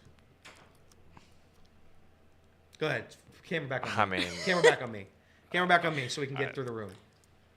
Elliot, it'll be fine. It'll get taken care of. You're not gonna have to pay a $75 ticket. I hope not. I hope not. If I'm it just saying, if it takes us to get I would have liked parking I passes, would have liked we'll a get little parking permit passes. when I went up to Miami yesterday. That's all I'm saying. I would have liked a little permit. If I didn't get the permit, that's fine. But I have nowhere else to park. Every lot's with a permit. What's the debate? I was working Miami baseball yesterday, and I got a ticket for $75 for parking in the lot that I can park in. The only lot I can park in. It seems like City of Oxford ticket or Miami? it's a Miami University ticket. We got to debate. We got to look into that. That's a university. I know. Can I tell you, not to derail this show, but I think I still probably have about $750 of University of Dayton parking tickets. Really? Yeah. So what do we do with those? Well, what you realize is that you don't go to school there, so they can't hold that over your head because what they would normally do there is they would say you can't graduate until you pay these tickets.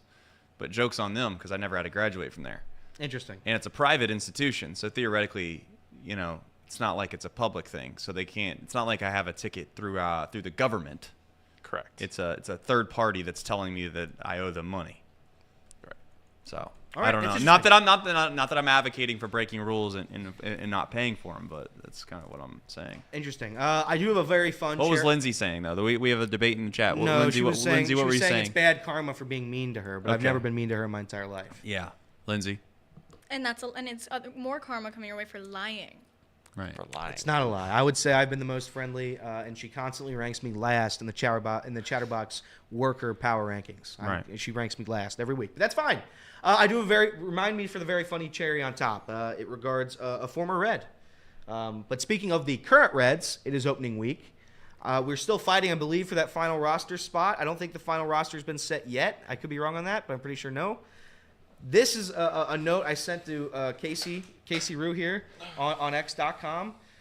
The Nationals, who the Reds are playing, these are the former Reds on the Nationals coming into town. Jesse Winker, Nick Senzel, Josiah Gray, Dylan Floro, Derek Law, and Tanner Rainey. It'll be the Reds versus the Reds in a can't-lose shootout. I'm very excited. Very, very excited. We escaped. In fact, I'll just read my spring training notes, my final spring training note of the season. Yeah, please. Because I typed it up. The Reds lost 10-7. They finished the spring 11-15. They had a couple ties in there, but those don't count. Because of why would you count a tie? A tie is a waste of everybody's time. How many ties does FC Cincinnati have? Like Only 3? 2. Jonathan India, he had another great game. He went 2 for 3. He finishes spring with a 393 average.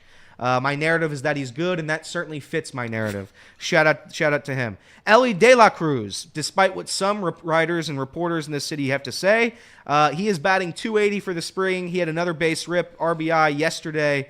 Shout out our boy. He is going to win the MVP this year. That you've heard it here first. Spencer Steer, another guy who I feel like the fan base just doesn't mention him. They don't like him. I think he's another Jonathan India. You think Spencer Steer's another Jonathan India? Yeah, because halfway through the I year, think that's the best thing that you might have said since you've started this show. I think halfway through the year, this fan base is going to beg to trade him, and I'm going to say no. He's been one of the most consistent guys. He's available every game.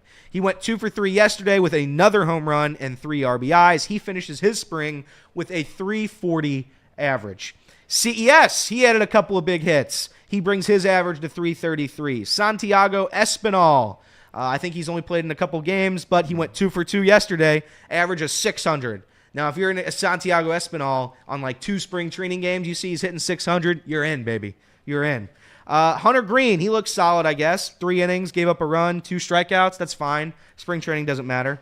And then we have a bad day for Justin Wilson. I keep forgetting Justin Wilson got re-signed by this team. Justin Wilson, welcome back. He gave up 5 earned runs and only recorded an out yesterday. Tough. But again, spring training doesn't matter. That's right. Stats don't matter when you're bad. until they do. Alexis Diaz, surely he had a good game. Wrong. He gave up the loss. He came in, gave up 3 earned runs in his inning of work. So that's it for Red spring training. It is over, mercifully. I would love the Red starters to have not played in all these games, but here they are, ready for opening day on Thursday at 4:10 p.m. You have a note? You looked like you had a note. I have something that's kind of big that's breaking in the NFL again. It's another rule change. Okay, go ahead. They're adding a 3rd challenge. Really? Yeah. I don't hate that. That's fair. Yeah. If they get one of the first 2 correct. So you have to get one of them right. Based. That's fine. That's great.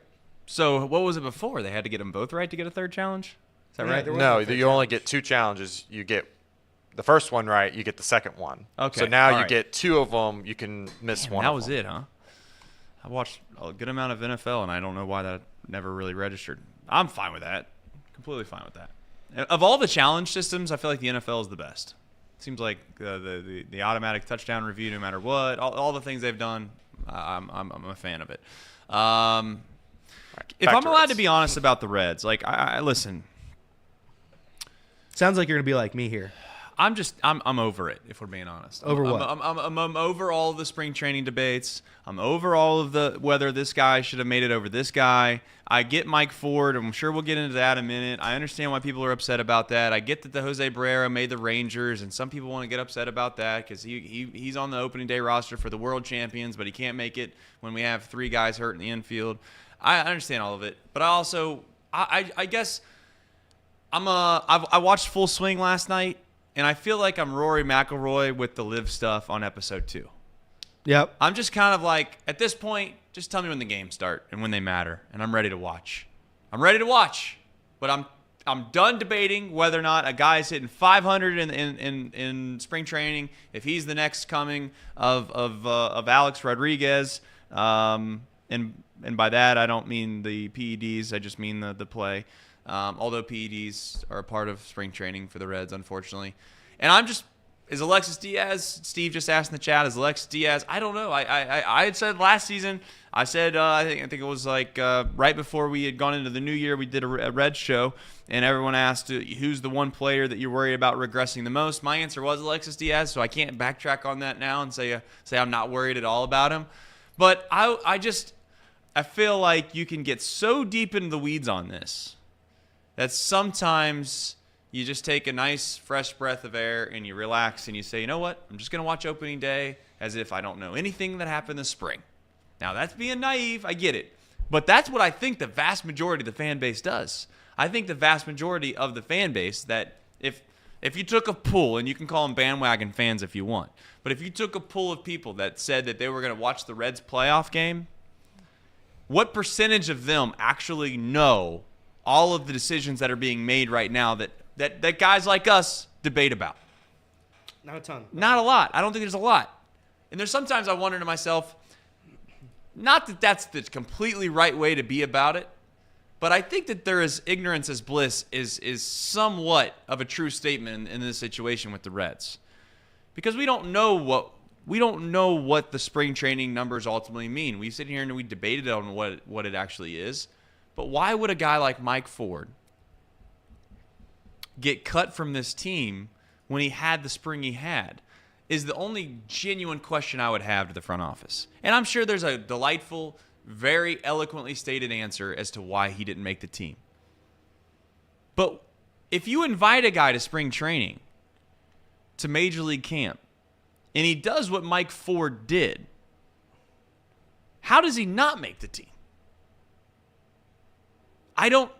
Genuinely, I don't know if there's an answer that you could give me that I would be satisfied with. Now, I'm not suggesting it's the wrong move either, because I don't know enough to make a really educated decision on it. I've not seen Mike Ford play a ton. I've not, been in the clubhouse, if you want to call it that, in spring training about what the vibes are. Maybe this guy nobody likes. I don't know. Again, that's huge speculation on my end. I'm not suggesting for a single second that's the reason. I get on the X.com app yesterday, and I'm just so nauseated with all of it. You have the Trevor Bauer thing stirred up again because he got a couple Yankees out. And yes, I stood on on the hill or whatever you want to call it last season, and I'm the one that put out the tweet that I had a picture of him in his Japanese uniform, and it was him, doing a sword thing. And I said we should at least think about it. And that was because they were in the middle of a pennant race, okay? And they had literally no pitchers. Out of arms. Completely out of arms. So I was like, you know what? Well, let's just throw it. If we're going to try to win, and that's win at all costs, then okay, I'm open to it. But now it's like, do we really have to continue to debate whether or not Trevor Bauer should be on this team or that team or this team? I guess I'm to the point now where I've been beaten over the head with this for so long, I've given up. I am openly admitting I've given up on the Trevor Bauer thing. I'm giving up on the Mike Ford thing. I'm just ready for opening day to start, and let's just act as if nothing happened before, and I'm ready to go. Because if Alexis Diaz goes out and throws the ball well in the first 15, 20 games, we're going to make fun of everybody questioning whether or not he was ready to go based off of his previous body of work when it mattered the most. But if he does struggle, then everyone's going to point directly right towards spring training and say that's where it started. The truth seems to lie somewhere in the middle of all of that. And I wonder to myself now where the vibes, unfortunately, I've let, and this is my problem, not yours. I'm wondering if you're in the same boat as me. I've let some of the rhetoric and all of the things that have happened this spring, in a way, take away from what I should be excited about, which is opening day and the Reds starting.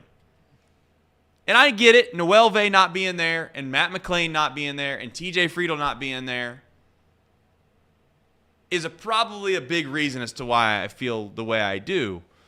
But should it is the question I have. Should it? I don't know. To comment off your Mike Ford thing, the guy was hitting like 450 this spring. Power bat. Yeah, 1,000 plus. I don't know how that's not a guy you want off the bench. When you're begging for runs, and Trace just mentioned the list of injuries we're dealing with on the offensive side of the baseball, it's hard to imagine that you don't want a guy that can produce a home run at will late in the 8th inning. It's wild to me. I don't understand it unless there was some other move that they're waiting, but that's never going to happen. So I don't know what that is.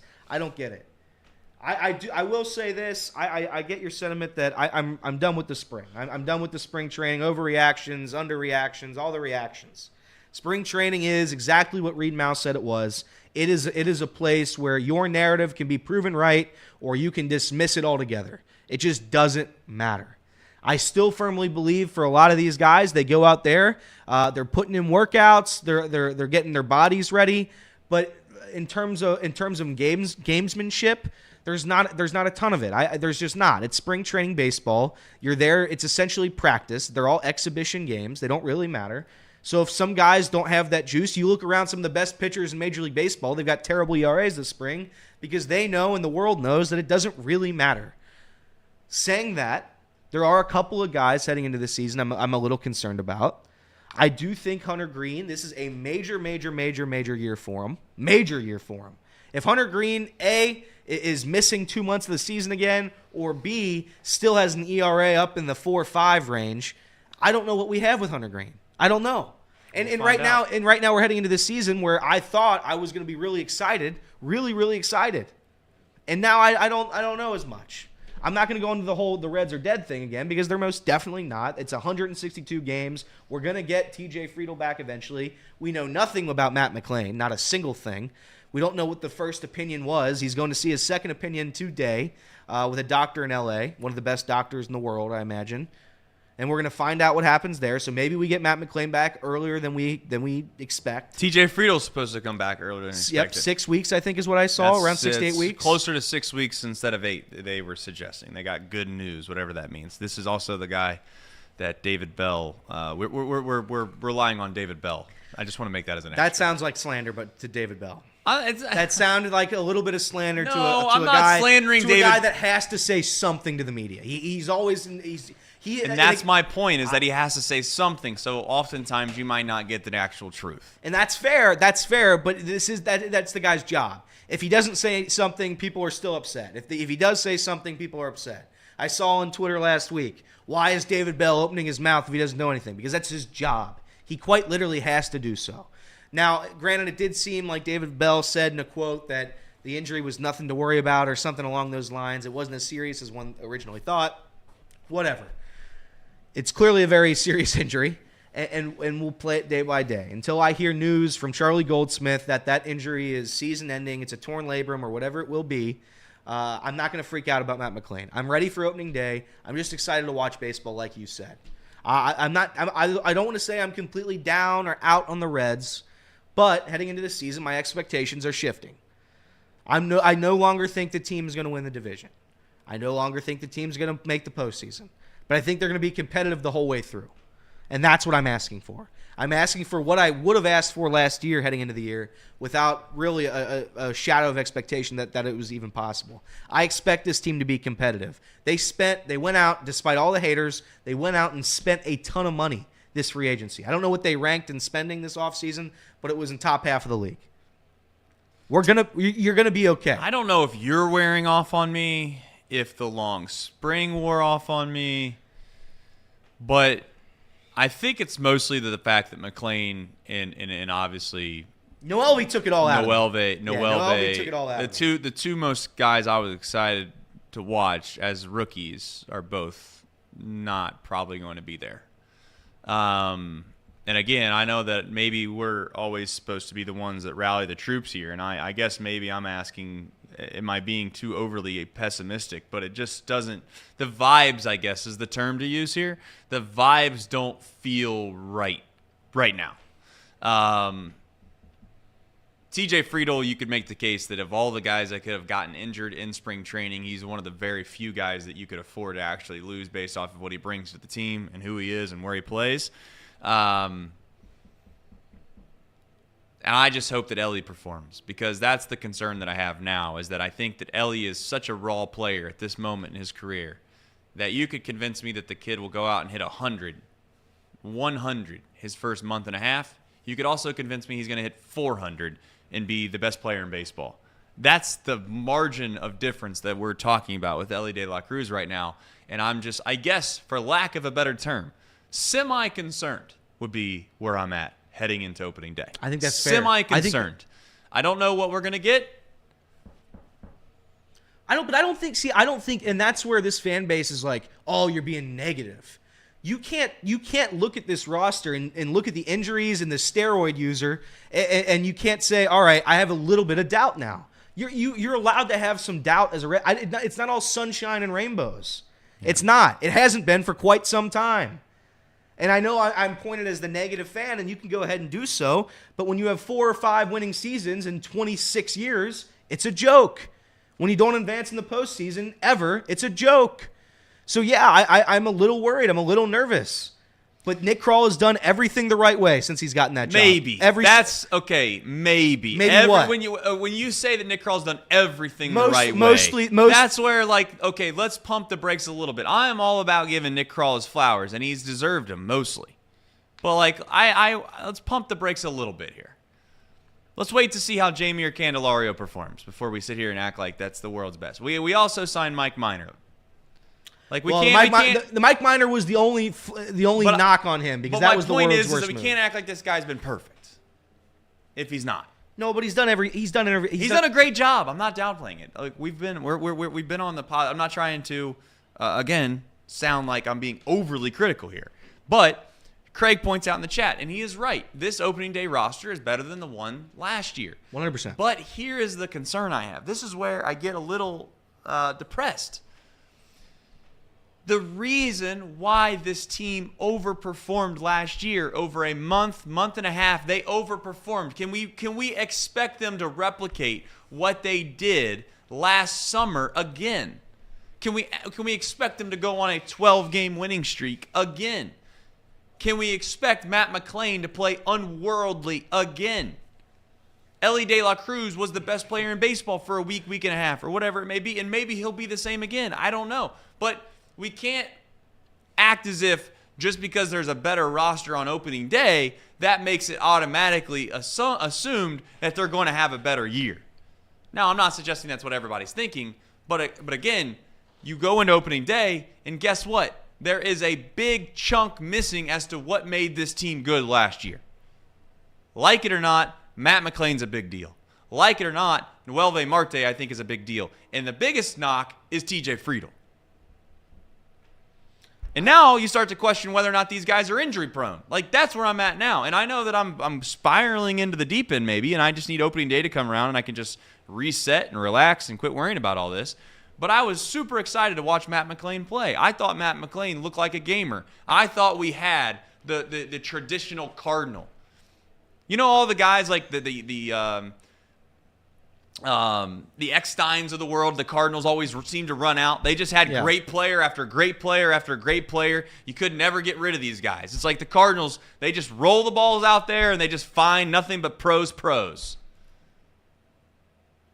And then all of a sudden I felt like we have that. And the question ultimately comes now to whether or not we will have that. I don't know. But I thought Matt McClain was going to be that rock, that one of those foundational pieces of this franchise moving forward. And now I'm concerned. I'm genuinely concerned the guy's just injury prone. And maybe I shouldn't be. But that's my God's honest take about where the Reds are. And I'm not trying to get everyone in a state of mind that the season's over, because that's not what I mean by this. But I'm just pumping the brakes here a little bit by suggesting that the Reds are as good as we think that they are. All I hear about is depth. Well, guess what? We got our wish. And I'm not saying our wish totally, but we got a test coming. If we think we have good depth, we're about to find out. And I need Jameer Candelario to be good. Yeah, I need him to be good. Having hit on one free agent bat over the past 20 years, roughly, being Nick Castellanos, you have to have him be good. Not to mention you have to have him be good, you have to have him be healthy. He has to be playing. Because if we don't have him on that infield, I don't know what we have, because we're in big trouble then. Because then Jonathan India is coming right back to second base. That's what's going to happen if Candelario gets hurt. And that's where I'm at too. Like I will be. And you know what? At this point, I'm just going to turn into a Jonathan India stan, because at some point, you genuinely, your best trait that you can have as a ball player, the best trait you can have is availability. I am starting to get, maybe it's the old man yells at cloud again, but as I've gotten older, I start to value, are you on the field or not, probably more than almost anything else. Because if you're on the field, then your manager or your organization feels like you're good enough to play, you're good enough as a player to be out there, then the question becomes, how many times are you able to produce and be out there?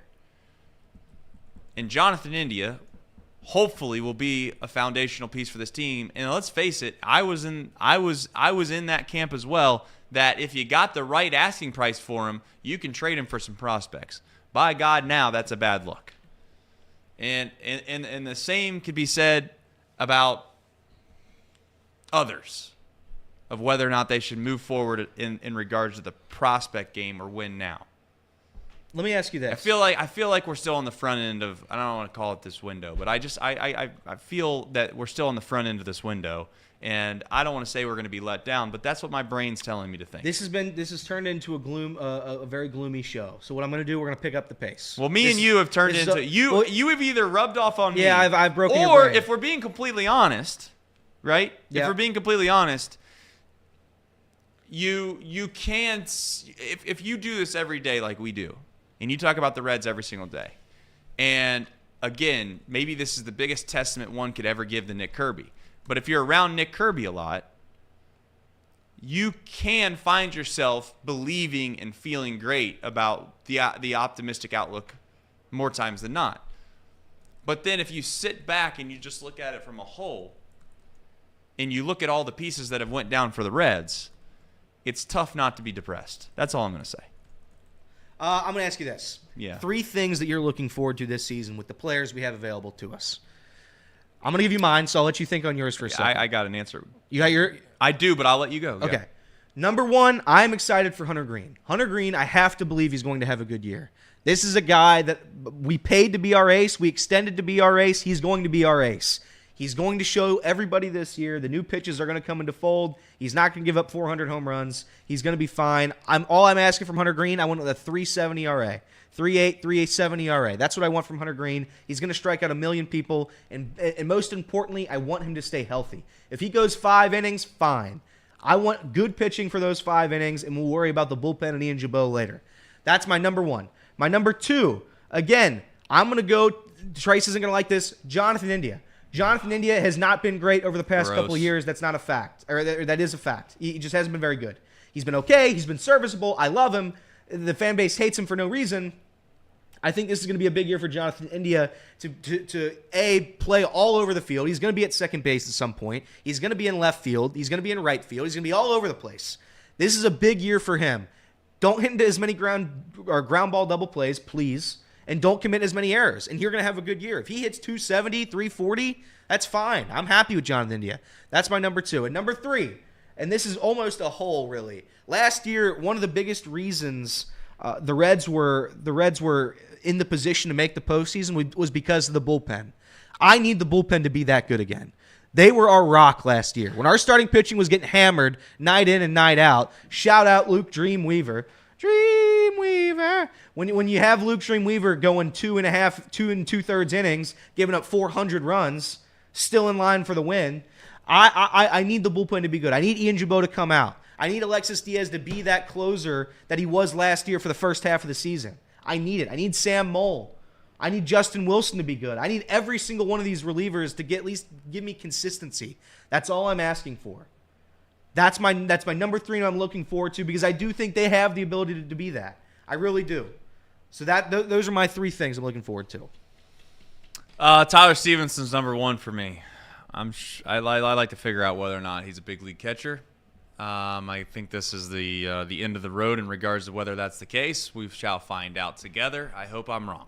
I hope I'm wrong about Tyler Stevenson. Jamie Candelario is number 2 for me because I think that is clearly a situation where you put that much money into a flexibility piece, I guess is the term to use here. And if it doesn't go right, it just seems like the toxicity in this town will skyrocket. And I just pray to God that doesn't happen. So if he's average, what he's supposed to be, fantastic. If he's above average or above what he's supposed to be, that would be unbelievable, but I'm not even going to ask for that. I just want him to be what we thought he was going to be when he came here. Nothing more, nothing less. And then third is Ellie. I think that's the easiest one to pick, but it's the biggest X factor on this team. If Ellie plays, basically, if Ellie's able to get on base, affect the game with his speed, he changes the whole dynamic of this ball club. 100%. The swing and miss rate, pretty alarming. Will Benson, I seen the other day somebody suggesting that you could put Ellie and Will Benson at the top of the lineup, 1-2. I mean, that's fine. That's good in theory, but the swing and miss rate between those 2 guys alone is not all that pleasing to the eye. But there's some X factors on this team that might step up. That's what happened last year with the bullpen, right? Everybody wanted to point towards the bullpen at the beginning of the year and say how bad it was. And this is the reason every single year as to why the Reds can't compete is because their bullpen. And after the first month, they were arguably one of the best bullpens of baseball. You could make the case they were one of, if not the best bullpens of baseball. I'd argue it. They were certainly top 5. Can they replicate that? Is that too tall of a task? Are we asking too much? I don't know. We'll find out. But that's my point with all of this. I've just been beaten over the head for the past 2 months about what this team could be, what they could do, who's going to overperform, who's going to underperform. Let's just roll the balls out there and let's play. That's where I'm at. Let's play the game. Let's do it. What are your expectations now? I don't want to share them because I feel like no, you have to share them. It's sports talk. You have to share them. That's part of the job. If you had my expectations before everything happened, so in what month was that? In February. In the month of February, my expectations were win the division, make the postseason, and potentially win a playoff series. My expectations are now, and I will reiterate them: they will not win the division, and they will not make the playoffs. They will be competitive the whole year. This is not a 68-win team. They will be competitive the whole way, but I'm predicting like 82, 83 wins.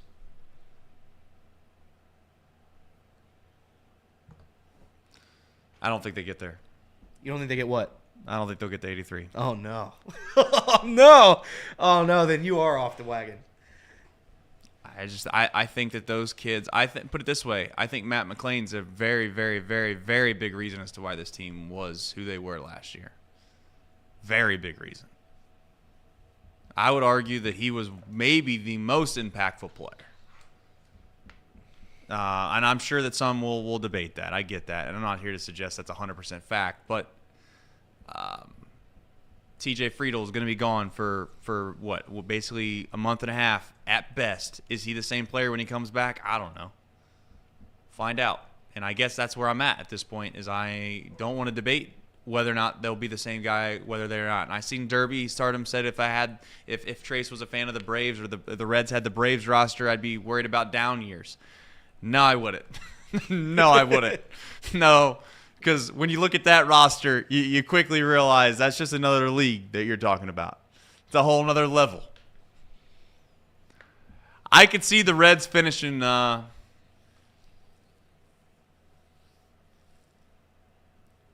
third or fourth in the division. Fourth would be gut-wrenching. And then here's what I ask you after that. If that comes true, if the Reds finish fourth in the division. Yeah, I'm not out on this foundation. You're not out. No, not at all. I think this year is one of those situations where there's still a build-up here.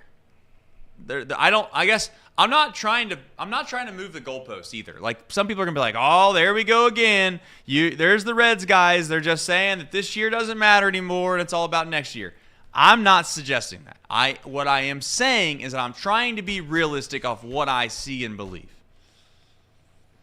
Now, the only thing that could change dramatically, right? We talked about the bullpen and how are we really going to be able to replicate that. We talked about how many of these guys that are on the opening day roster are better than what we had last year. Yes, I'm not going to sit here and defend that when you run out Kevin Newman and you have guys like Ramos and trying to think of some other. I mean, I don't want to bring his name up, but Kevin Newman. Did I mention him? You did not. But my point, they're a better team, yes. But I also think this division's getting better as well. Now, the Brewers obviously took a step back, but we'll see. The Cubs have so much money at their disposal. You'd like to think at some point they're going to be a team that's going to be penciled in to win 85, at minimum 85 games. 90-plus games at some point. At some point. I believe it. Well, they have the resources. They do. Is my point. They do. They're the one team in this division that can go out and basically mask holes with money. Let me. I'm gonna. This show has gone off the rails. I didn't think you. Is it? Well, no, it hasn't gone off the rails in terms of content. It's gone off the rails in terms of negativity. I think we're being negative. Casey, say something nice about the Cincinnati Reds. Anything nice? We need somebody to say something nice. I'm really excited for the young guys. That's all I gotta say. There you go. I like CES. Ellie. I like CES CES. is good. Like CES is great. CES, can he hit 40 home runs this year? Maybe. Let me switch my take. This is sports talk. Let me switch my take. The Cincinnati Reds are going to the World Series. They've got Ellie De La Cruz. He's going That's to not win. what they want, He's though. going to win the MVP. it's not what people want. That's what the people want. This is what they want. Let me fire him up. Let me fire him up on this Monday morning. We have 8 minutes left in the show, 10 minutes left in the show. I'm gonna fire him up real quick. The Reds are fine. The Reds are great. Listen. You have Hunter Green. You have Nick Lodolo. You have Graham Ashcraft, Andrew Abbott, Brandon Williamson, Connor Phillips. Go down the line. Long list of pitchers we have waiting in the wings. The Reds are great. We have Rhett Lauder. We don't even mention Rhett Lauder. That's how good that guy is. Well, you didn't even you mentioned 9 pitchers right there, and you didn't even bring up the opening day starter. That shows you the unbelievable depth that this club has. That's what I'm saying, Trace. Frankie Montas. When you picture the World Series trophy, that piece of metal, you can't go to bed with closing your eyes thinking it's not going to be Frankie Montas holding that thing. It's going to be him. He's going to start Game 7 of the World Series, and we're going to win it. The bullpen's going to be great. Ian Jabot. People have said I make fun of Ian Jabot. I don't make fun of Ian Jabot. I am Ian Jabot. Ian Jabot and I are brothers. And Ian Jabot is going to have a sub-2 ERA this season. Mark it down, book it. Nick Martinez, he's going to be great as a starter. He's going to be great as a reliever. He's going to do both. He might be a starter and a reliever in the same game. Because if he goes 8 innings, that's pretty much what that is. So the Reds are going to be fine. Ellie De La Cruz, MVP. We have Spencer Steer, one of the more consistent bats in the National League. We have Stuart Fairchild, perennial all-star, out there in center field. And right field, we have Will Benson. We have Jake Fraley. I love both of those human beings, both of them. I do think at one point I'd like to see Will Benson in center field to replace Stuart Fairchild, even though Stuart Fairchild's a perennial all-star. But that's what we have. We're going to be fine. CES, I haven't mentioned Candelario. He's going to be great. He's going to be great. Tyler Stevenson, he's not going to hit into double plays. He's going to give me a big hit when I need it. Go around this team, and all you see is winners. The Reds are doing it the right way. Forget the past 25 years of how they've been terrible and they haven't done anything. Forget it. Because this year it's going to be different.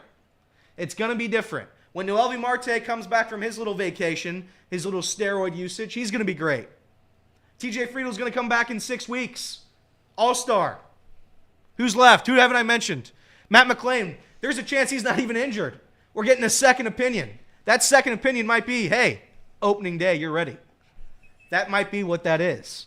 And when that happens, everybody in the world is going to be excited. And they're going to know the name, Matt McClain. That's how good this Reds roster is. And we're going to go, and we're going to win the World Series. We're going to win the whole damn thing. Let's go, Reds. Let's go, Reds. I'm a Reds fan. That's what I am. Let's go. Let's go, City. Fire me up. That's the best thing that I think that you might have ever done on the show. What you just did there was run through every single logical scenario that is possibly put together on the opposite viewpoint that you've had over the last about year and a half, 2 years. Yeah. Which was excellent. Thank you. I mean, you that went was through great. your brain, and I think what it was happening was it was like a counteractive thing. It was like, oh, let me think of what I actually believe, and then let me do this equation, and then boom, spit out something on the other side that's literally the exact opposite, which is great. I'm not trying to be a Debbie Downer here.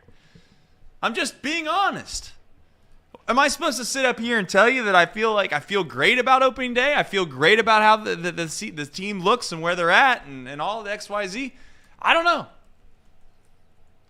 I don't, but I'm openly optimistic that I'll be fooled. No one will be more happy to be wrong than me right now. I'd love to be wrong. I would love to be wrong. But I just feel like we have some really key parts that are missing to start opening day. And I know people are going to point back to last season and tell me how bad of a start they got off to and it all got fixed. But I'm just worried that you aren't going to have regression from the bullpen. You're going to have some regression, possibly from some of the younger players that we've come to maybe expect 2 great things from. But then on the other side of the aisle, I will also admit the starting pitching should be significantly better. Last year, we had 25 guys starting games for this franchise. 20 of them should not be pitching in the big leagues. So, yes, that's where maybe my, wait for it, solace will come from. All right. Cherry on top? Cherry on top. Final parting thoughts is what I was going. Yep, cherry on top. Casey, I sent this to you. It is regarding a former Red. If you don't know who that former Red is, I don't want to spoil it for the people yet. You're right there. That's it. So, yeah, it's already up. It's already up. So this was against the New York Baseball Yankees. Presented by United Dairy Farmers. Shout out to United Dairy Farmers. This is the UDF cherry on top. The Diablos Rojas, they were playing the New York Baseball Yankees, and former Red Aristides Aquino Love that. gives them the lead, to extend the lead, excuse me, to 3-0. Look at our boy go.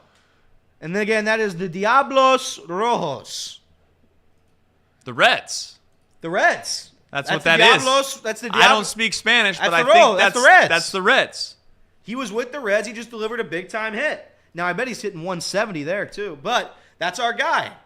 That's our guy. That's the Punisher. He punished baseballs every, 20th game. Every 20th game. His exit velos were great. Yeah, he'd maybe make contact once every 50 games. That's our guy. That's our cherry We on better, top. we better stop. I'm a little concerned for my own well-being because I'm worried. We got 3 more days till opening day. 'Cause I'm worried that you've rubbed off on me a little too much. I don't think so. I think we're doing great. I am. Again, the Dayton show will start next Tuesday. Dayton show starts next Tuesday. I keep seeing a question in the chat. Dayton show starts next Tuesday. That's right. So I think I'm gonna have to just get on a show with Nick. yeah, that'll do it. That'll fix it. That'll do it. It's like Have him it's like show you some of those I've gone highlights. too many days without eating my apples. Yeah. Right? Have Nick show you some of the prospects we got in Dayton, and that'll fire you up. You like that joke? I've never seen a guy. I'm laughing at the fact that Elliot found that so funny that you couldn't help yourself but to sit there and have to pull yourself away from the mic. I listen. Everybody knows I'm not a prospect guy. I love. Obviously, I have to be a prospect guy because half our team is prospects. But again, I just worry about hey, this guy's gonna be real. Like Austin Hendrick was gonna be really good when we got him. Where's Austin Hendrick? I haven't found him. It's just the game of baseball. It's just how it works. I just don't get excited over single A players. Once they get to AAA, then we start talking. That's right. Our communication's been so good around here lately. Yeah, I have no idea the plan. That nobody knows what's going on. And that's okay. You know what? Sometimes that's the best thing about Chatterbox is that when you come in here every day, you genuinely don't know what you're doing. Which is some would say is a great thing. Many people though would say it's bad. Which is why right now I will say, are we doing box lunch today or not? I don't know. I texted Reed. I don't know. Nobody knows. I texted Reed, do you need us at Prasco? I was given a response, I don't think so. I don't know what I'm supposed to do with that. Everyone is an I don't right now, and I think that's par for the course of Chatterbox. Yeah. We don't really know if we're doing a good job. We don't really know if we're doing a bad job. We don't know if we should go do this. We don't know if we should go do that. So I don't know. I don't. Is the phrase of the game. Some would say you're the boss. Some would say you're the boss, though. So you're saying that I should have the executive order power to make every decision. So if you say yes, we need you guys at Presco real quick, we'll do that. Or hey, you guys can do box lunch. Listen, Gotcha. executive decision. We're doing box lunch right after this. All right, look at that. There we go. There it is. Who's the host of box lunch? I don't know. I think the camera will just be on me and Casey. I think But that's the plan. okay. We will do box lunch, and that will be presented by Absolutely one. nobody. Yes, correct. That's because we've not done a whole lot of selling. When was the around last here. time we we played- have, or we haven't? What? When was the last time we played Quiplash, Casey? It's been a while. It's been a while. Has it been a couple weeks? Yeah. Is that what you're gonna do on a Monday for box lunch after yeah. the greatest 4 days of the sports weekend? Oh, yeah. a We're also very gonna serious probably do, sports talk show. You're gonna go to Quiplash? Yeah, We're gonna 'cause do I think Daily that's, Dozen. I think We're that's gonna what the people want. We're gonna do The all the people other want things it. too, all the trivia The stuff. people want it, so that's what we're gonna do. Make sure everyone goes and. I was gonna read that seriously. Do you want to read that? Reed said he does not need you. Okay. Sorry for not being definitive enough for you. I don't think so. Usually does mean around here, no. Okay. But is that a psychological thing that we as humans do? I think I do it too. I do it. I think we all do it. Well, I think it's just like a backup. It just gives us an out a little bit. You say I don't think so, and it's like, oh, okay, I did actually, and then just like, okay. Gotcha. It gives you. Are you going to Prasco? Gives you a little flexibility. You you- ready for the answer? Yeah. What do you think it's going to be? You think I don't think so? I don't know. Oh, I don't. That's the term better. that I think that this show is about. Is I don't know. I don't know what the Red season's going to hold. I love that sweater. I didn't even notice that. What? Only you can prevent wildfires. at Yeah, the that's Grand the Canyon. plan. Yeah, Only you. Was that in favor for the Grand Canyon team, or? that was for The Grand Canyon team, by the way, I've heard some rumors about that. Are they running an online Ponzi scheme of college? That's what some are saying. Well, For profit. Do you see how many people go there? It's How many? It's a ton of people. So if they have that many people going there, it can't be a scam. Speaking of which, if we're gonna I I think a lot of them count for the online school. I'm pretty sure. Well, I'm saying if we're gonna call out for-profit schools being a scam, then aren't we just admitting that maybe perhaps the whole thing is a scam? Maybe. That's a debate for another day. This has been Off the Bench, presented by United Dairy Farmers. We come your way every single day from 10 to 12 which means I need to get off the airs because it is 12 p. Have a lovely 65,000. rest of your day. 65,000 go to Grand Canyon, so shout out to them. Congratulations to them. Box lunch is next. See you tomorrow, everybody.